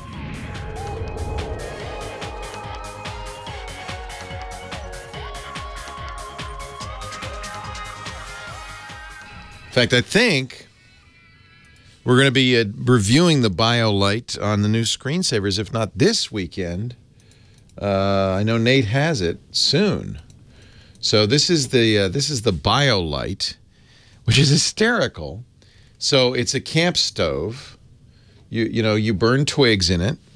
You can boil water with it, but it will also turn the heat into electricity, $129.95, which you can use as a flashlight or a variety of other things. This is called the BioLite. I'll put a link to this in the show notes. Let me just paste that in. And then let me show you the, it was actually, I think, Dick DiBartolo, he's big on disaster, who showed me the crankable radio. Let me see yep. This was some time ago. The micro length. Eton is the one that makes them. E-T-O-N radio crank. So let's see what the latest is. But I have one of these in the house. These are emergency radios. They're great. So you crank them, and the wrist power can be used to charge the battery. So, and give you a radio, which is an emergency, another good thing to have, right? So they have a variety of these. This is the Scorpion 2, the Blackout Buddy. That's something a little different, but these are really handy. These are the Etons, E-T-O-N. I like this one. The Weather Alert digital radio with Bluetooth. And a crank. And then I don't really recommend the solar panel ones. They just take too long to charge up.